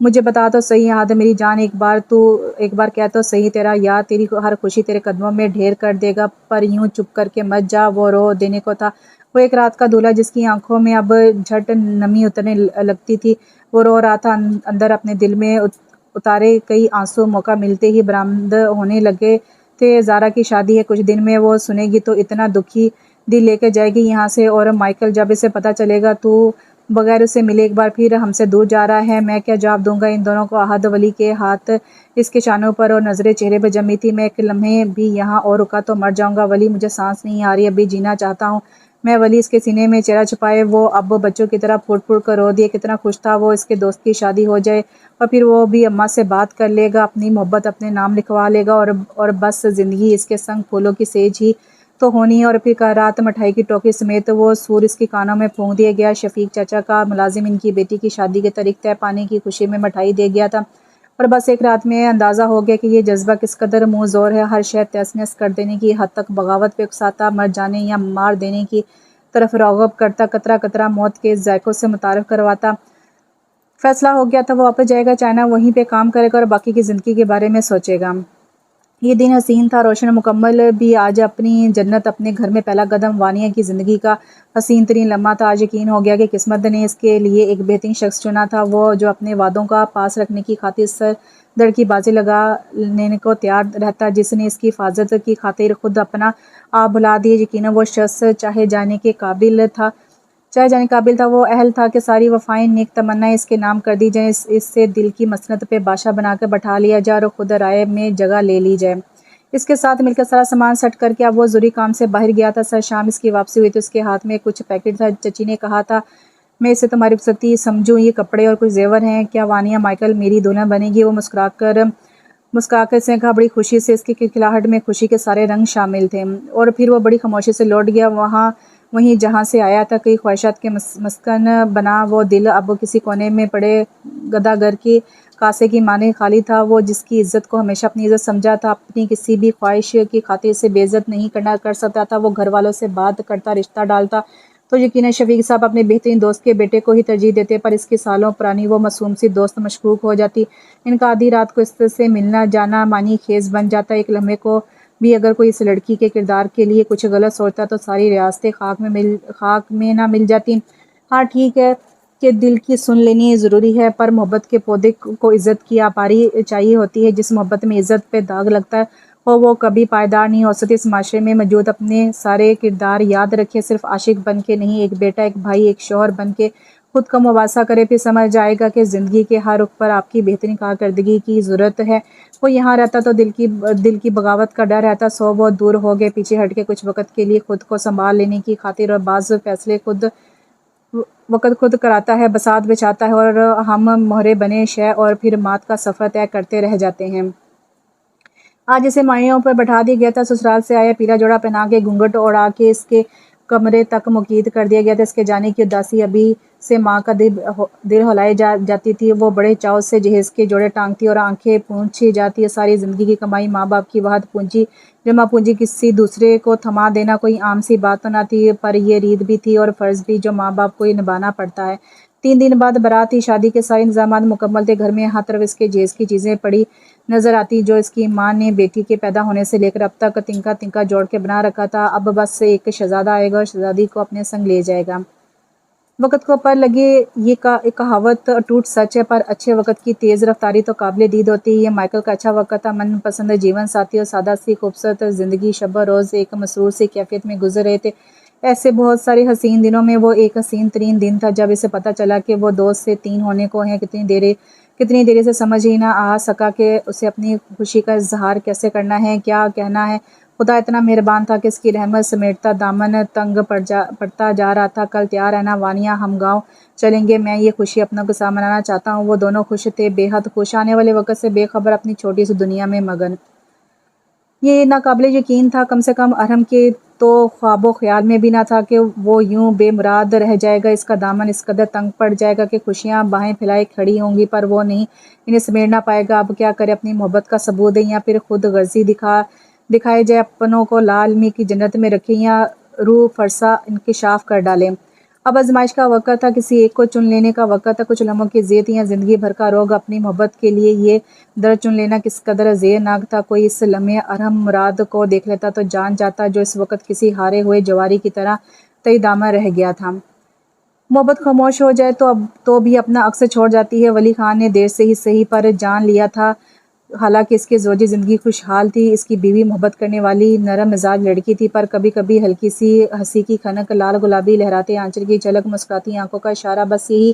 پر اس نے خود سے وعدہ لیا تھا کہ یہ ساری مشکل وہ صرف اپنے لیے رکھے گا۔ اس کی بیوی اس کے حصے کی اذیتیں جھیلنے نہیں آئی، وہ مکمل توجہ اور محبت کی حقدار ہے، اور جہاں تک ممکن تھا وہ یہ رشتہ پوری جی جان سے نبھا رہا تھا۔ البتہ اس کی بیوی ذہین تھی، یا اس کے معاملے میں احساس تھی، جو تمام تر کوششوں کے بعد بھی اسے جان گئی تھی۔ اسے شام اپنے شوہر کی آنکھوں میں دیکھتے اس نے بڑی محبت، بڑی عقیدت سے ہولے ہولے کہا تھا، ان آنکھوں میں میرا عکس نہیں ہے ولی خان، اور یہ تصویر کس کی ہے یہ مجھے کبھی نہیں جاننا۔ کچھ راز دل کے اپنے بھی ہوتے ہیں نا، اور میں اس راز کا پورا احترام کروں گی۔ اور شریک حیات کا مطلب صرف حقوق فرائض پورے کرنا ہی تو نہیں ہے نا، یہ اس سے بہت آگے کا تعلق ہے، اگر کوئی محسوس کرنے والا ہو تو۔ وہ دونوں دوپہر کو گاؤں پہنچ گئے تھے۔ چچی کی طبیعت مائیکل کو ٹھیک نہیں لگی تو وہ انہیں پہلی فرصت میں ڈاکٹر کے پاس لے جانے کا ارادہ رکھتا تھا، پر وہ ٹال مٹول سے کام لیے جا رہی تھی۔ یوں ہی دوپہر سے شام ڈھل گئی جب تقدیر کا ورق چپکے سے پلٹ دیا گیا۔ اس کے ہاتھوں میں ہی بڑی خاموشی سے وہ دم توڑ گئی تھی۔ موت تو نام ہی آہو بقا کا ہے نا، تو جس گھر میں صبح سے زندگی بھرپور انداز میں سانس لیتی رہی، اب وہاں موت کی وحشت ناک کرلاہٹ تھی۔ جوزف چچا اپنی بیوی کے کفن دفن کے وقت آ گئے تھے، اور پھر حیرت تو یہ تھی کہ اس کے بعد وہ گھر بھی چلے آئے اور پھر خاموشی سے اپنے کمرے میں بند ہو گئے۔ کبھی کبھی خاموشی کسی بڑے طوفان کا پیش خیمہ ہوا کرتی ہے۔ زندگی بھی کیسے انوکھے امتحانات کا مرکز ہے نا، جب بھی آپ کو لگنے لگے کہ ہاں اب میں سکون سے جی سکتا ہوں، ایک نئی مشکل، ایک نئی آزمائش پھر سے آپ کا راستہ روک کے کھڑی ہوتی ہے۔ یوں لگتا تھا ولی خان کی معصوم سی سیدھی سادی زندگی وہ کبھی کسی کی نظر نہیں لگے گی۔ وہ شوخیوں شرارتوں میں مگر خوشباش نوجوان اب زندگی کی چک تھیریوں کی نظر ہونے کو تھا۔ گھر میں کئی دن سے بہرام خان کی شادی کا تذکرہ ہو رہا تھا۔ وہ ہمیشہ سے اپنی مرضی کا مالک رہا تھا، اس کا شہر میں ہی من لگتا تھا، سوائے اس کو وہیں رہائش مہیا کر دی گئی تھی۔ سب کو اندازہ تھا کہ وہ باقی فیصلوں کی طرح اپنی زندگی کا یہ فیصلہ بھی اپنی مرضی اپنے حساب سے کرے گا، سو اس کے لیے کسی نے بھی کچھ سوچنے کی کوشش نہیں کی۔ وہ دلاور خان کا لاڈلا بیٹا تھا اور اس کے جائز و ناجائز فائدے اٹھانا خوب جانتا تھا، اور اب کی بات اس کی فرمائش سارے گھر کو ورتا حیرت میں ڈال گئی۔ سے مسکراتے جذبات سے چمکتے چہرے کے ساتھ وہ نام لیا تھا، میں گل رخ سے شادی کروں گا اماں، تم خالہ سے بات کرو، میں یہ بہت جلدی چاہتا ہوں۔ یہ الفاظ ولی خان کو اپنی روح کے آر پار ہوتے سنائی دیے۔ مطلب یہ کیسے ہو سکتا تھا؟ اس کا بھائی دنیا کی کسی بھی لڑکی کا نام لے لیتا، پر اب کچھ نہیں ہو سکتا تھا۔ وہ اسے جتنا نظر انداز کرتا آیا تھا، اب وہ اس سے سود سمیت بدلہ لینے کو تیار نظر آتی تھی۔ امتحان شروع ہونے کو تھا۔ اصحاب کی ایک تھکا دینے والی طویل جنگ، جس کا فاتح پہلے ہی چنا جا چکا تھا۔ صبح سے شام سجال گئے تھے۔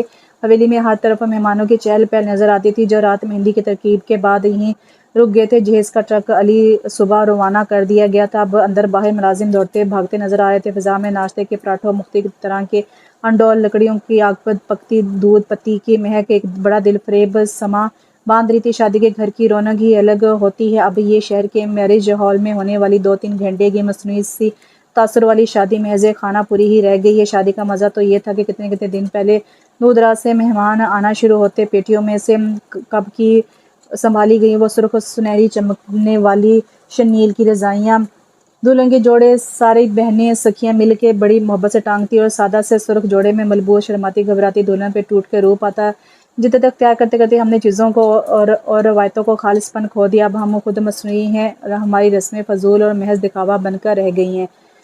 پیسے کی بےہودہ نمود و نمائش نے ہم سے ہماری اصلیت شناخت چھین لی۔ اب ہم دوسروں کی تہذیب کو زبردستی اپناتے اپنے سے باہر ہوتے دکھائی دیتے ہیں۔ یوں ہی ناشتے کے بعد برات کے کھانے کی تیاری شروع ہوگی۔ تیار ہوتے ہوتے اب دوپہر ہونے کو تھی۔ یہ باہر کا موسم تھا، جاتی سردیاں اور آنے والی گرمیوں کے بیچ کا ٹھنڈا میٹھا موسم، جس میں زور کی بھوک لگتی تھی اور ٹوٹ کے نیند آتی تھی۔ اب بھی ہلکی سی ہوا بڑا خوشگوار سا تاثر دے رہی تھی۔ دلہن تیار تھی، گہرے سرخ جوڑے میں روایتی سونے کا زیور پہنے، مہندی سے سجے، ہاتھ پاؤں لیے جھکی نظروں والی حسین سی زارا، جو ہولے ہولے زیر لب مسکراتی، ہر سانس اس کے نام کیے جاتی، وہ نام جو اس کی دائیں ہتھیلی پر مہندی سے لکھا اور دل پر بڑی محبت سے۔ ساری تیاری مکمل تھی، کھانا بالکل تیار تھا۔ استقبال کرنے والوں نے اپنی اپنی نشست سنبھال لی تھی۔ پھولوں کے ہار اور نشاور کرنے والی پتیاں ہاتھوں میں پکڑ لی گئی تھی۔ اب ہر نظر رستے پر جمی تھی، پر وہ رستہ کسی بیوہ کے دل کی مانند اجڑا اور ویران لگتا تھا۔ دوپہر اب سر پہر میں ڈل گئی تھی۔ سارے رستے مدھم سرگوشیاں ہونے لگی۔ برات کا دور دور تک کوئی نام و نشان نہ تھا۔ ہر طرف بے چینی سی پھیلنے لگی، عزت لٹ جانے کا خوف، بیٹی کے داغدار ہو جانے کا خوف، کسی سیب کی طرح اس باپ کے دل و دماغ سے لپٹا جاتا جس نے اپنی بڑی قیمتی اولاد داؤ پہ لگا رکھی تھی۔ شام کے 7 ڈھلنے لگے۔ کئی مہمان تھک ہار کر کپڑے بدلنے کو چلے گئے، کئی فون کیے گئے جن کا کوئی جواب نہیں ملا۔ بالآخر شفیق صاحب نے اپنے کچھ بندے ان کے گھر بھیجے۔ اب وہ جہیز کا سامان اور ان کے بھیجے ہوئے آدمی ان کے سامنے کھڑے تھے۔ گھر پہ تالا لگا تھا اور آس پاس والوں کا کہنا تھا کہ وہ 2 دن پہلے گھر سے نکلے ہیں۔ سب ویسے کا ویسے ہی پڑا رہ گیا۔ سالوں سے بنائی عزت خاک میں مل گئی تھی۔ ہر کسی نے برات نہ آنے پر اپنا من پسند قیاس کیا تھا۔ اب کمرے میں وہ 2 لوگ تنہا رہ گئے، ماں اور بیٹی۔ اس کا باپ تو کب کا اپنے کمرے میں بند ہو گیا تھا، اور اب وہ اپنی دلہن بنی بیٹی کو دیکھتے روئے جاتے، اور وہ خشک آنکھوں سے اپنی کلائی پر بڑی مضبوطی سے بندھے اس کچے دھاگے کو تکتی جا رہی تھی جس کے ساتھ اس کا دل، اس کی سانسیں بندھی تھیں۔ طوفان آیا اور آ کے گزر گیا۔ زارا شفیق کے دل کے کواڑ میں حویلی کے دروازوں کی طرح ارحم مراد کے لیے بند ہو گئے۔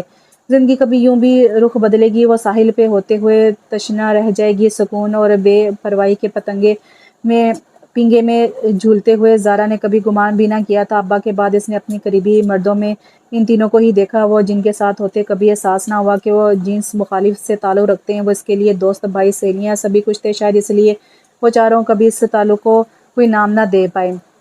لڑکپن میں جب نئی نئی خواہشات جنم لیتی ہیں، تب زارا کے دل نے بھی ایک سانچہ تیار کر لیا، ایک شہزادہ جو کہیں دور سے آئے گا اور اس کا ہاتھ تھام لے گا۔ پھر وہ شہزادہ آ گیا۔ ارحم مراد کی تصویر دل کے بنائے اس سانچے میں پوری طرح سے بس گئی، اور پھر اس نے ارحم پر آنکھیں بند کر کے دل کی تمام گہرائیوں سے یقین باندھ لیا۔ تمام تر چاہت پورے خلوص سے اس کے نام کی پھر کوتاہی کہاں ہوئی تھی؟ زارا کو ارحم کی آنکھوں کی جنش تک ازبر تھی۔ ان آنکھوں میں عزت تھی، محبت تھی، زندگی تھی، پر بے وفائی کا تو کوئی ایک بھی رنگ نہ تھا۔ پھر یہ سب کیوں ہوا، کیسے کر لیا اس نے؟ دماغ انہی پر گندہ سوچوں کا شکار رہتا تھا۔ شب و روز ایک ہی کیفیت میں گزر جاتے تھے۔ وہ گھنٹوں پوری خاموشی سے ایک ہی سمت میں تکے جاتی، کسی نے کچھ کہا تو جواب دے دیا، ورنہ مکمل خاموشی کی حالت میں سارا دن گزر جاتا تھا۔ اماں ابا بھی کچھ عرصے کے لیے چپ صدا لی تھی۔ وقت خود اپنے آپ بہت بڑا محرم ہے، کچھ وقت لگے گا اور پھر وہ سب بھول جائے گی، ارحم مراد کو بھول جائے گی۔ انہیں شہر واپس ایک ہفتے سے اوپر ہو چلا تھا۔ جب وہ دونوں وہاں سے آنے لگے تو جوزف چچا گھر پر ہی تھے۔ مائیکل نے انہیں بھی ساتھ چلنے کو کہا مگر وہ انکار کر گئے۔ وہ پریشان تھے، یہ ان دونوں نے محسوس کیا تھا، جیسے وہ شدید خوف میں مبتلا تھے، کچھ کہنا چاہتے ہوں پر کہہ نہ پائے والی حالت میں۔ پوچھنے کرنے پر انہوں نے کچھ نہ بتایا تو وہ خاموش رہ گئے۔ وانی کا داخلہ پرائیویٹ بھجوا دیا تھا، اب وہ سارا دن گھر پر ہی ہوتی تھی۔ مائیکل تو صبح گیا شام گئے تک ہی لوٹتا تھا۔ اس وقت بھی دوپہر کے تقریباً 2:30 بجے جب وہ باورچی خانے میں کھڑی رات کے کھانے کی تیاری کرنے میں لگی تھی، دروازے پہ ہوئی دستک نے اسے چونکایا۔ اس وقت کون ہو سکتا ہے؟ مائیکل کے آنے میں تو ابھی وقت تھا۔ انہی قیاسرائیوں کے درمیان اسے دروازہ کھولا تو وہ 3 ہٹے کٹے بدماش گھر میں زبردستی داخل ہو گئے۔ اس کی ہر طرح کی مزاحمت کا گلا گھونٹتے اب وہ لوگ وانی کو اپنی گاڑی میں بٹھا رہے تھے۔ شور کی آواز پہ کچھ پڑوسی آئے تو تھے، پر ان کے ہاتھوں میں موجود اسلحہ پستولیں دیکھ کر اب وہ ہر کسی نے زبان بند کر لی تھی۔ پڑوس سے ملنے والی خبر مائیکل کے لیے موت کا پروانہ ثابت ہوئی۔ وہ 3 لوگ اس کی غیر موجودگی میں وانی کو زبردستی لے کر جا چکے تھے۔ دنیا لٹ جانا کسے کہتے ہیں؟ یہ کوئی آج مائیکل سے پوچھتا جو پاگلوں کی طرح ساری رات سڑکوں پر یہاں سے وہاں دوڑتا رہا تھا۔ اس کی تو یہاں کسی سے کوئی دشمنی بھی نہیں تھی، پھر کون ہو سکتا ہے یہ؟ کیا اب وہ تھانے میں جائے؟ ہاں، پولیس سے مدد لینی چاہیے۔ اپنے حواس بامشکل بحال کرتا ہوا اب قریبی چوکی میں موجود تھا، پر وہاں جو ہوا اس نے خود کو پورے قد سے زمین میں دھنستے پایا۔ اس خرانٹ شکل والے انسپکٹر نے مختلف اذیتناک سوالات کے بعد خود یہ نتیجہ اخذ کر لیا کہ اس کی بیوی کی ضرور کوئی خفیہ تعلقات تھے اور اب کسی لین دین کے معاملے پر یہ سب ہوا۔ اس رات فٹ پاتھ پر بیٹھے مائیکل کو لوگوں نے بچوں کی طرح بلک بلک کر روتے دیکھا۔ دماغ اس قدر معاف ہو چکا تھا کہ اسے قطعاً سمجھ نہیں آ رہا تھا کہ اس صورتحال میں کس کے پاس جائے، کس سے مدد مانگے۔ کئی گھنٹے وہیں تھانے کے گیٹ سے باہر بیٹھے سوچ کر مائیکل کے ذہن میں جھمکا ہوا ہاں یہ خیال کیوں نہیں آیا۔ دھیرے دھیرے غم شدید غصے میں بدل گئے، اس کی گردن کی رگیں پھول گئی اور سانس بے حد تیز چلنے لگی۔ اب وہ تیز قدموں سے اپنے ہدف کی طرف روانہ ہو گیا۔ یہ آخری بار تھا چاچا، اب یا تو نہیں یا میں نہیں۔ فون کان سے لگا۔ کتنی دیر وہ ساکت رہ گیا۔ زارا کے ساتھ یہ سب کیوں ہو گیا اور بھائی نے خاص مجھے کیوں بتایا ہے؟ کیا یہ قدرت کی طرف سے ایک اور موقع تھا؟ آہت کے دل نے پوری رفتار سے دھڑکنا شروع کیا تھا۔ تھپک تھپک کر سلائیگی محبت نے بڑے بھرپور انداز میں انگڑائی لی تھی، ہونٹوں نے عرصے بعد مسکراہٹ کا ذائقہ چکھا تھا اب کہ وہ ایک کوشش ضرور کرے گا، اس کو پا لینے کی خاطر قدم بڑھائے گا۔ اسے یقین تھا کہ وہ زارا کے دل میں بھی اپنی محبت پیدا کر لے گا۔ وہ اس نظر سے اس کے لیے نہیں سوچتی یہ وہ جانتا تھا، پر ایک بہترین دوست ایک بہترین شوہر بھی تو ہو سکتا ہے۔ اس نے بڑی ہمت کر کے بھائی سے بات کر لی تھی، سب کیسے کرنا ہے بڑے اچھے طریقے سے سمجھا دیا تھا۔ اب جو بھی کرنا تھا جلد از جلد کرنا تھا، ایک بار پھر وہ وقت کے ہاتھوں شکست نہیں کھانا چاہتا تھا۔ آج ماں لیڈے سے ہو کے آئی تھی تو اس کے رنگ ڈھنگ ہی بدل گئے تھے۔ وہاں ابا کے کچھ مہمان تھے جن سے ملنے کے لیے بلایا گیا تھا۔ رات کے کھانے کے بعد جب وہ اپنے کمرے میں بیٹھی یوں ہی کتابیں نکال کر دیکھ رہی تھی تو ابا اندر آئے۔ وہ اٹھ کر کھڑی ہوئی تو انہوں نے بڑے پیار سے اپنے پاس ہی بستر پر بٹھا لیا۔ ویکھ زارا میرا پتر، تو اپنے ابے کی بڑی پیاری بیٹی ہے، پہلے جو بھی اسے قسمت کا لکھا سمجھ کے بھول جا، پر اب جو ہونے والا ہے نا وہ تیری زندگی کا سب سے بہترین فیصلہ ثابت ہوگا۔ تو وعدہ کر کے اپنے باپ کی خاطر اپنے خاطر پورے دل سے پوری خوشی سے اس رشتے کو قبول کرے گی۔ بس 1 ہفتے میں تیرا نکاح ہے، تو خوش رہے گی زارا، مجھے بڑا یقین ہے۔ اس نے سر جھکائے، اپنے جان سے پیارے باپ کی بات پر بڑے ضبط سے سنی تھی اور سمجھ گئی کہ ابا خود کیوں آئے ہیں بات کرنے، تاکہ انکار کی کوئی گنجائش باقی نہ رہے، پر اسے انکار کرنا بھی نہیں تھا۔ وہ جو کوئی بھی تھا اب فرق نہیں پڑتا، بہت شوق منا لیے، کچھ بھی حاصل نہیں ہوا تھا، یہ کل بھی تو ہونا تھا، تو آج ہی سے اب وہ اپنے ماں باپ کی عزت کی خاطر ہر حد پار کر جائے گی، اپنی محبت سے ملے دکھ کا مداوع کرنے کی پوری کوشش کرے گی۔ باقی محبت کا کیا ہو سکتا ہے، اسے بہت جلد اپنے شوہر سے بھی محبت ہو ہی جائے، کیا پتہ وہ اس سے بھی زیادہ چاہتا ہو، کیا پتہ۔ آج بہرام خان کی بارات تھی، دلہن گھر آ گئی تھی اور اب مختلف رسمیں کی جا رہی تھی جن سے دولہا صاحب تو بڑے دل سے لطف اندوز ہو رہے تھے۔ اپنی دلہن کا روسی جوڑا اور زیور بہرام اپنی پسند سے لایا تھا اور روایتی دلہنوں سے ہٹ کر بڑے جدید انداز کی دلہن بنی تھی۔ گل کے لیے سب بہت نیا، بڑا انوکھا تھا۔ اسے تو کبھی احساس تک نہ ہوا کہ بہرام خان اس کے لیے کیا سوچے بیٹھا تھا۔ تاریخ طے پا جانے کے بعد اس نے خود کو شدید مذمت کی، وہ خائن بن کے نہیں رہنا چاہتی تھی۔ اس کے نام سے مسنوب ہوتے ہی گل نے اپنے تمام تر توجہ کا مرکز بہرام خان کی ذات کو بنا لیا تھا اور وہ اس قابل تھا کہ اس کے لیے اپنا دل فراموش کر دیا جائے۔ ہمیشہ سے ولی خان کی لاپرواہی جھلتی گل کے لیے وہ شخص بڑا معتبر تھا جس نے اپنی ہر بات ہر انداز سے ثابت کیا کہ وہ اس کے لیے کس قدر قیمتی ہے۔ عورت کے دل میں وہی مرد جگہ بناتا ہے جو اسے پانے کی جستجو رکھتا ہو، جو اسے اپنانے کے لیے کھل کر لڑے اور بہرام خان نے اسے بڑی عزت بڑی محبت سے اپنایا تھا، تو اب محبت کے بدلے محبت تو فرض تھی نا۔ ساری شادی کے دوران گل کو ولی اپنے آس پاس بھی نہیں دکھا۔ ہاں، اس کی بیوی ہر جگہ ہر رسم میں موجود رہتی تھی، چلو یہ بھی اچھا ہی تھا۔ ویسے بھی ان دونوں کا سامنا بہت ہی کم ہوا کرے گا، وہ بہرام خان کے ساتھ شہر چلی جائے گی اور اپنی نئی زندگی میں مگن ہو جائے گی۔ وہ صبح سویرے ہی گاؤں پہنچ گیا تھا، گھر پہ کوئی بھی نہ تھا، تو اب اس کا رخ اڈے کی طرف تھا۔ ایک بات بار بار پتہ چل جائے پھر وہ ولی کی طرف جائے گا۔ وہاں اڈے پر حساب معمول جوؤں کی محفل جمی ہوئی تھی، سارے شرابی جواری اپنی اپنی دھن میں مگن تھے۔ اس نے چیخ چیخ جوزف اور وانیہ کے متعلق سوال کیے، ان کے بڑے استاد کا گربان تک پکڑا، پر ان کے پاس ایک ہی بات تھی کہ جوزف کو یہاں سے گئے کافی دن ہو گئے، ان کا اس معاملے سے کوئی لینا دینا نہیں، اور وہ سچ کہہ رہے تھے۔ وہ کسی کام کے بعد نہ ڈرتے تھے اور نہ چھپتے تھے۔ اس پڑھنے پڑھانے والے شہری بابوں نے بھلا ان کا کیا بگاڑ لینا تھا؟ لیکن آخر وہ دونوں باپ بیٹی کہاں گئے تو کہاں گئے، زمین کھا گئی، آسمان نگل گیا۔ تھکا رہا مائیکل اب چودھری رب نواز کی حویلی کی طرف جا رہا تھا۔ وہ ان سے کہے گا کہ دلاور خان سے بات کرے گا، ہر حال میں وانیہ کو ڈھونڈ لے گا۔ اب معاملہ پولیس تک پہنچ گیا تھا۔ اس کے علاوہ چودھری رب نواز احد کے بابا کے بندے بھی اپنے طور پر ہر ممکن کوشش کر رہے تھے، کسی طرح جوزف کی خبر ملتی تو ہی وانیہ کا کوئی سراغ مل سکتا تھا۔ اب دونوں کے ایک ساتھ غائب ہونے کا مطلب واضح تھا کہ وانیہ کی گمشدگی میں کہیں نہ کہیں جوزف کا ہی ہاتھ ہے۔ 3 دن بعد فجر کے وقت گاؤں کے باہر کی طرف موجود ایک شکستہ چار دیواری میں سے حیرت انگیز طور پر جوزف کی لاش برآمد کر لی گئی۔ اس کی جسم کی حالت سے اندازہ ہوتا تھا کہ اسے شدید تشدد کا نشانہ بنایا گیا، اور زخموں کی تاب نہ لاتے ہوئے وہ جان کی بازی ہار گیا۔ اپنے چچا کی زخمی لاش کے سامنے بیٹھے مائیکل کو بے اختیار رونا آیا۔ اس شخص نے اپنی قیمتی زندگی یوں ہی گنوا دی۔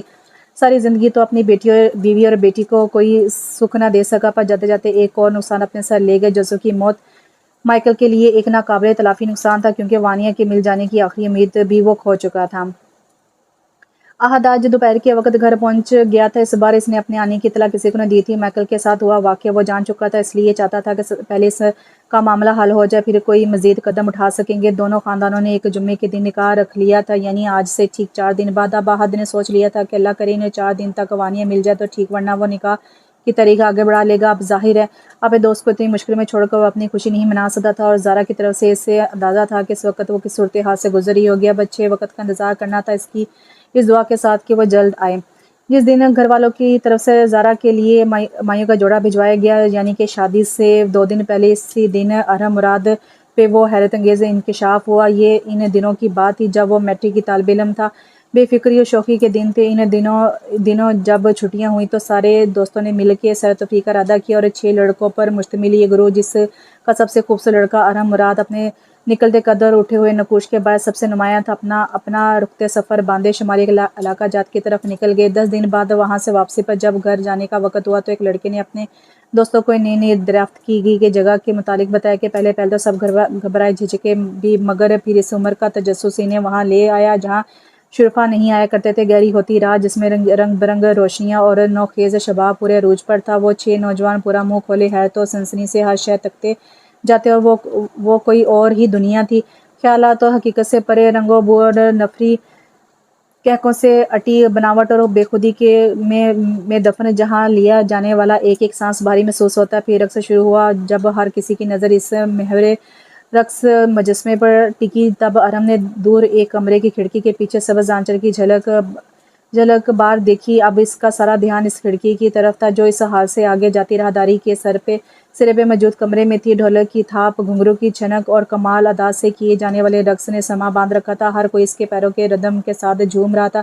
تب وہ ہولے سے اپنی جگہ سے اٹھا اور اس کمرے کے دروازے پر آئے ہلکی سی دستک دی۔ ہاں، ہال کے علاوہ باقی ہر جگہ اندھیرا تھا۔ وہاں تیز روشنی کر کے باقی بتیاں گل کی گئی تھیں۔ بس اس کمرے میں نیم سی روشنی تھی جسے کوئی بلب جلا کے کسی کپڑے سے ڈھک دیا گیا ہو۔ جھٹ سے دروازہ کھولا اور اندر موجود لڑکی نے اسے بازو سے کھینچ کر پیچھے دروازہ واپس بند کر دیا۔ اب وہ اس کے منہ پر ہاتھ جمائے اپنے ہونٹوں پر دوسرے ہاتھ کی انگلی رکھے سے خاموش رہنے کا اشارہ کرتی رہی تھی، اور وہ آنکھیں پھاڑے مجسمہ حیرت بنا اس لڑکی کو دیکھ رہا تھا جو تقریباً اسی کی عمر کی لگتی تھی، سانولی سی، کمزور سی، تیکھے سے نین نقش والی۔ وہ لڑکی اس جگہ سے قطعاً میل نہیں کھاتی تھی۔ پھر اس نے جلدی میں ارحم کو اپنی ساری کہانی سنائی کہ کیسے اس کی کوٹھی کی مالکہ نے اسے یہاں بھیج دیا ہے۔ والدہ نے بڑی چھوٹی عمر میں ایک کوٹھی والوں کے ہاتھ فروخت کر کے اپنی جان چھڑا لی، اور پھر اس نے بھی آگے بھیج ڈالا۔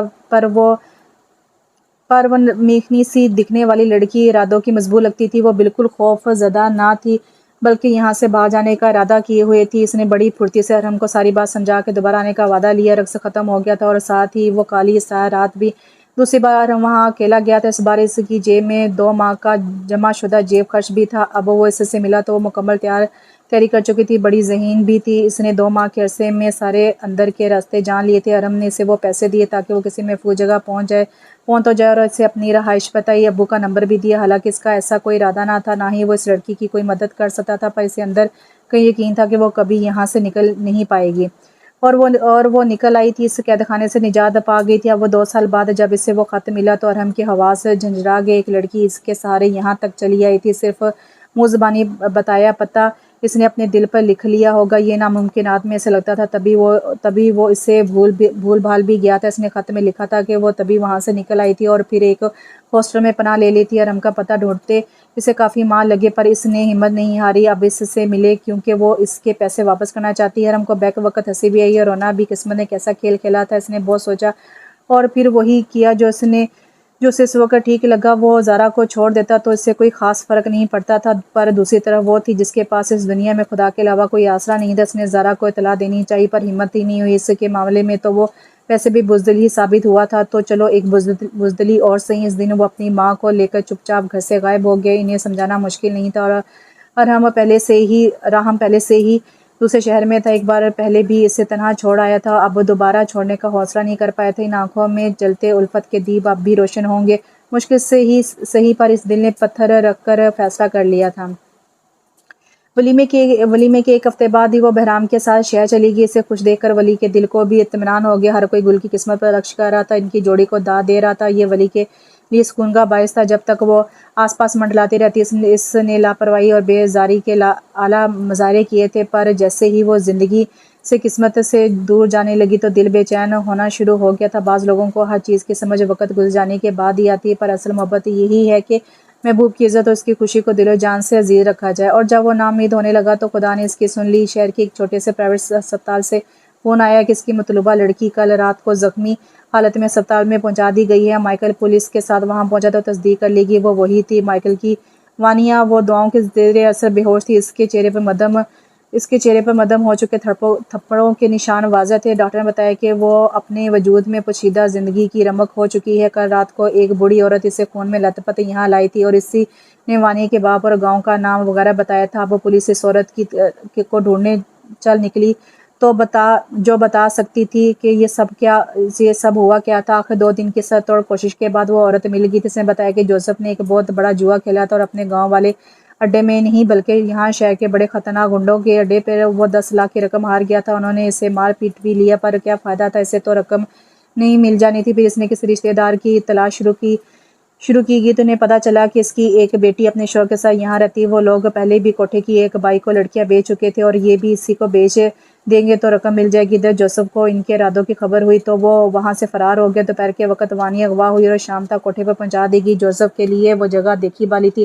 اس نے وہاں کی ایک ملازمہ جو اس کے دور پر ایک رشتے دار بھی تھی، اس کو ساتھ ملایا اور پہلی ہی رات وانی کو وہاں سے نکال لیا۔ اب بائی ان بندوں پر برس رہی تھی کہ وہ پیمنٹ ہو جانے کے بعد فوراً بعد مال غائب کرا گئے ہیں، کیونکہ اس کے ساتھ اکثر ایسا ہو جاتا تھا۔ اپنی بیٹی کی حالت نے جوزف کی زندگی میں پہلی بار بری طرح شرمندہ کر دیا تھا۔ اس نے اس عورت کی منت کی کہ ابھی کچھ دن تک وہ اس کی بیٹی کو اپنے گھر میں چھپا لے، تھوڑا سا معاملہ ٹھنڈا ہو جائے تو وہ اس کے شوہر کو بلا لے گا۔ خود جوزف وہاں سے نکل آیا تھا، جانتا تھا وہ لوگ کتوں کی طرح سے ڈھونڈ رہے ہوں گے۔ پورے دن یہاں وہاں چھپنے کے بعد اس نے مائیکل کا پتہ کیا تو وہ گاؤں جا چکا تھا، لہٰذا وہ بھی گاؤں کی طرف روانہ ہو گیا، لیکن اس کے تعاقب کاروں نے اسے گاؤں سے باہر ہی جا لیا اور اس وقت تک مارتے رہے جب تک اس کی سانس رک نہ گئی۔ لڑکی اور رقم تو انہیں نہ مل سکی، پر اس کو مار کے کچھ تو بدلہ پورا ہوا ہی تھا۔ ادھر وہ عورت وانی کی طرف سے شدید خوفزدہ تھی، کیونکہ اس کی طبیعت بری طرح خراب ہوتی جا رہی تھی۔ شدید خوف اور صدمے کے باعث اسے بخار ہو گیا تھا جو بڑھتا ہی جا رہا تھا۔ اس کے چہرے پر کئی نشان تھے، یعنی اتنے سے وقت میں بھی اسے مارا گیا تھا، اور وہ حواس باختہ تب ہوئی جب اس نے خون دیکھا۔ کسی طرح اس لڑکی کو ہسپتال پہنچایا، اس کے ساتھ باپ کے نام اور پتے والی پرچی چھوڑی اور خود وہاں سے غائب ہو گئی۔ مائیکل کے لیے یہی کافی تھا کہ وہ اس کے پاس موجود اسے اپنی اولاد کے لیے دکھ ضرور ہوا تھا، پر ساتھ ہی خدا پر بھروسہ بھی تھا کہ جس نے ایک بار نوازا تھا وہ دوبارہ پھر سے نواز دے گا۔ 1 ہفتے بعد ہسپتال سے چھٹی ہوگی اور وہ اسے لے کر گاؤں آ گئے۔ کچھ دن سکون سے اس کے ساتھ گزارنا چاہ رہا تھا تاکہ اس کی دلجوئی کر سکے، اس کے زخموں پہ اپنے پیار کا مرہم رکھ سکے، اور مائیکل نے یہ کر لیا تھا۔ وہ چند دنوں میں ہی دوبارہ ہنسنے بولنے لگی تھی۔ اس کے ساتھ جو ہوا اسے ایک ڈراؤنا خواب سمجھ کر بھول جائے گی۔ نکاح کی تاریخ اس جمعے سے بڑھا کر اگلے کر دی گئی تھی اور پھر آخر وہ دن بھی آ گیا تھا۔ دوسری بار دلہن بن کر بیٹھی زارا کی محسوسات اب کی بار مختلف تھے۔ ہتھیلیاں پسینے سے بھیگ جاتی اور دل کی دھڑکن اپنے کانوں میں سنائی دینے لگی۔ سوچنا تو آسان تھا پر یہ کر لینا کس قدر دشوار ہو رہا تھا۔ اس نے تو جذبات میں آ کر اماں سے یہ تک نہ پوچھا کہ ہے کون، وہ کن لوگوں میں بھیج رہی ہو۔ اس کے تو سسرال والے ایک بار بھی گھر نہ آئے اور نہ اسے دیکھا نہ پسند کیا، پھر بھلا کیسے رشتہ ہو گئے تھے۔ دن تک تو کوئی سوچ ہی نہ آئی پر اب اس کی طرف سے آیا۔ روسی جوڑا پہنتی زارا کی تمام تر توجہ بے ساختہ اس نامعلوم شخص کی طرف ہوگی جو اس کی زندگی کا سب سے اہم کردار بننے جا رہا تھا۔ وہ پچھلے 10 منٹ سے اپنے بال جما رہا تھا۔ مسکراتی آنکھوں والا احد دھیرے دھیرے گنگناتا اور جھوم جاتا۔ ابھی تھوڑی دیر بعد جب وہ بارات لے کر گھر سے نکلے گا تو اس کے کمرے کی سجاوٹ شروع ہو جائے گی۔ وہ چاہتا تھا کہ اپنی دلہن کا اپنے گھر اپنی زندگی میں ایسا استقبال کرے کہ وہ اپنے پرانے سارے دکھ بھول کر بس اسی کی ہو جائے۔ اس نے فون پر اماں کو سمجھایا تھا کہ وہ زارا کے گھر نہیں جائیں گی، بلکہ اسے خبر نہیں ہونی چاہیے کہ اس کی شادی کہاں ہو رہی ہے۔ وہ چاہتا تھا کہ اس کا نام زارا نکاح کے وقت یہ سنے اور یقیناً یہ بڑا دل فریب لمحہ ہوگا۔ ایسی الٹی سیدھی سوچوں کے درمیان اسے بڑی سی چادر میں چھپایا گیا اور قاضی صاحب اندر آیا۔ ایجاب قبول کرانے کے لیے انہوں نے جو نام لیا، زارا کو اپنی سماعت کا دھوکہ محسوس ہوا۔ سن ہوتے دماغ سے اس نے 3 بار اقرار کیا اور زیر لب وہ نام دہرانے لگی، احد عباس۔ تم کیسے؟ بیک وقت اس کی آنکھوں میں آنسو اور ہونٹوں پہ مسکراہٹ آئی۔ پتہ نہیں کیوں یہ نام سنتے ہی مستقبل سے جڑے سارے خدشے، سارے وسوسے کہیں دور جا سوئے۔ دل ایک دم سے ہلکا ہو گیا، اسے لگا کہ وہ اپنوں میں واپس آ گیا۔ اب اس نے اٹھ کر خود کو آئینے میں دیکھا، وہ احد کی دلہن ہے، یعنی وہ اپنے احد کی دلہن ہے۔ اسے اپنے عکس سے حیا آئی اور دونوں ہاتھوں میں اپنا چہرہ چھپا گئی۔ وہ اس کے کمرے میں موجود تھی، سر جھکائے، تھوڑا گھبراتی، تھوڑا شرماتی اور پھر ہولے سے مسکراتی سی۔ آنے والا جب چلتا ہوا بستر کے قریب آ کے رکا تو نظر اس کے قدموں سے اٹھتی ہوئی چہرے تک گئی۔ وہ مسکراہٹ دباتا اسے ہی دیکھ رہا تھا۔ السلام علیکم، وہ خوبصورت آواز میں زارا کا ارتکاز نہ توڑ پائی اور وہ بستر سے اتر کے اس کے مقابل آ کھڑی ہوئی۔ مجھے اندازہ تھا تمہیں شوق لگے گا، پر اتنا گہرا صدمہ۔ ہوش میں آؤ زارا، خوشی سے لوٹ پوٹ ہو جاؤ، بیٹھے بٹھائے اتنے شاندار دولہے کی مالکن بن گئی ہو۔ احد کا محسوس چڑھاتا ہوا شرارتی سا انداز اسے بے ساختہ مسکرانے پر مجبور کر گیا۔ اس کی محبتوں کو ثبوتوں، قسموں اور دلیلوں کی ضرورت ہی نہ تھی۔ اس نے محبت کی اور اپنا لیا، بس یہی کافی تھا۔ پھوٹنے میں ابھی کچھ وقت تھا جب احد نے اسے پورے زور و شور سے جگایا۔ کیا مصیبت ہے؟ وہ وہیں بستر سے منمنائی، انتہائی کوئی سستی کی ماری انسان۔ جلدی اٹھو، کہیں جانا ہے ہمیں اور ابا کے اٹھنے سے پہلے واپس بھی آنا ہے۔ خود تو وہ تیار کھڑا تھا۔ ہیں اتنی صبح کہاں جانا ہے احد؟ آخر وہ اب بستر سے نکل آئی تھی اور اب تیار ہونے چلی گئی تھی۔ شادی کے ہفتے میں اس نے اسے وہی پرانی والی زارا بنا لیا تھا، ہنستی مسکراتی، بات بات پر روٹھ جاتی۔ ارے بھائی، تمہیں تمہارے حق مہر میں کچھ دیا تھا، میں نے وہ دکھانے جا رہا ہوں۔ دبے قدموں مین گیٹ سے نکلتے اس نے سرگوشی کی تھی اور اونچی پن گٹیوں سے گزر کے اس باغ میں پہنچ کر زارا نے اپنی زندگی کا سب سے حسین منظر دیکھا۔ نرمین اور وانیہ ہاتھوں میں پھولوں کے گلدستے لیے کھڑے تھے۔ ان دونوں کے عین پیچھے کھڑے ولی اور مائیکل مسکرا رہے تھے۔ میرے حصے میں یہی ایک باغ آیا تھا، یہ ہمارے بچپن کا چشمدید گواہ باغ تمہارے دوستوں سمیت میں نے تمہارے حق مہر میں دے دیا زارا۔ اب یہ سب تا عمر تمہارا ہے۔ یہ پھوٹتی ہوئی خوشگوار صبح، لہلاتے کھیت چہچہاتے پرندے اور مسکراتے دوست، یہ سب تمہیں احد عباس کی زندگی میں خوش آمدید کہتے ہیں۔ اس کے حق میں کھڑے شخص کے کان کے پاس بڑی خوبصورت سرگوشی کی تھی اور وہ سب مسکرا اٹھے، زندگی اور خوشیوں سے بھرپور مسکراہٹ سمیت۔ سنو میرے دامن کے جگنوں ستارے یہ سارے، گر سمیٹ لو تو ہم تمہارے۔ تو یہاں پہ ناول ختم ہوا۔ بہت خوبصورت ناول تھا، بہت ہی مزے کا اور دوستوں کی کہانی تھی اور بہت ہی یعنی کہ ہارٹ ٹچنگ تھا۔ مجھے تو بہت اچھا لگا، امید کرتی ہوں آپ کو بھی پسند آیا ہوگا۔ پلیز کمنٹس میں لازمی بتائیں اور ویڈیو کو لائک اور شیئر کرنا مت بھولیں۔ انشاءاللہ کہ ناول کے ساتھ بہت جلد حاضر ہوتی ہیں، تب تک لیے دعا میں یاد رکھیں اور اس ناول کو پڑھنے میں جو بھی غلطی کوتاہی ہوگی ہو اس کو اگنور کیجیے گا یا درگزر کیجیے گا۔ تو مجھے آپ اجازت دیجیے، اللہ حافظ۔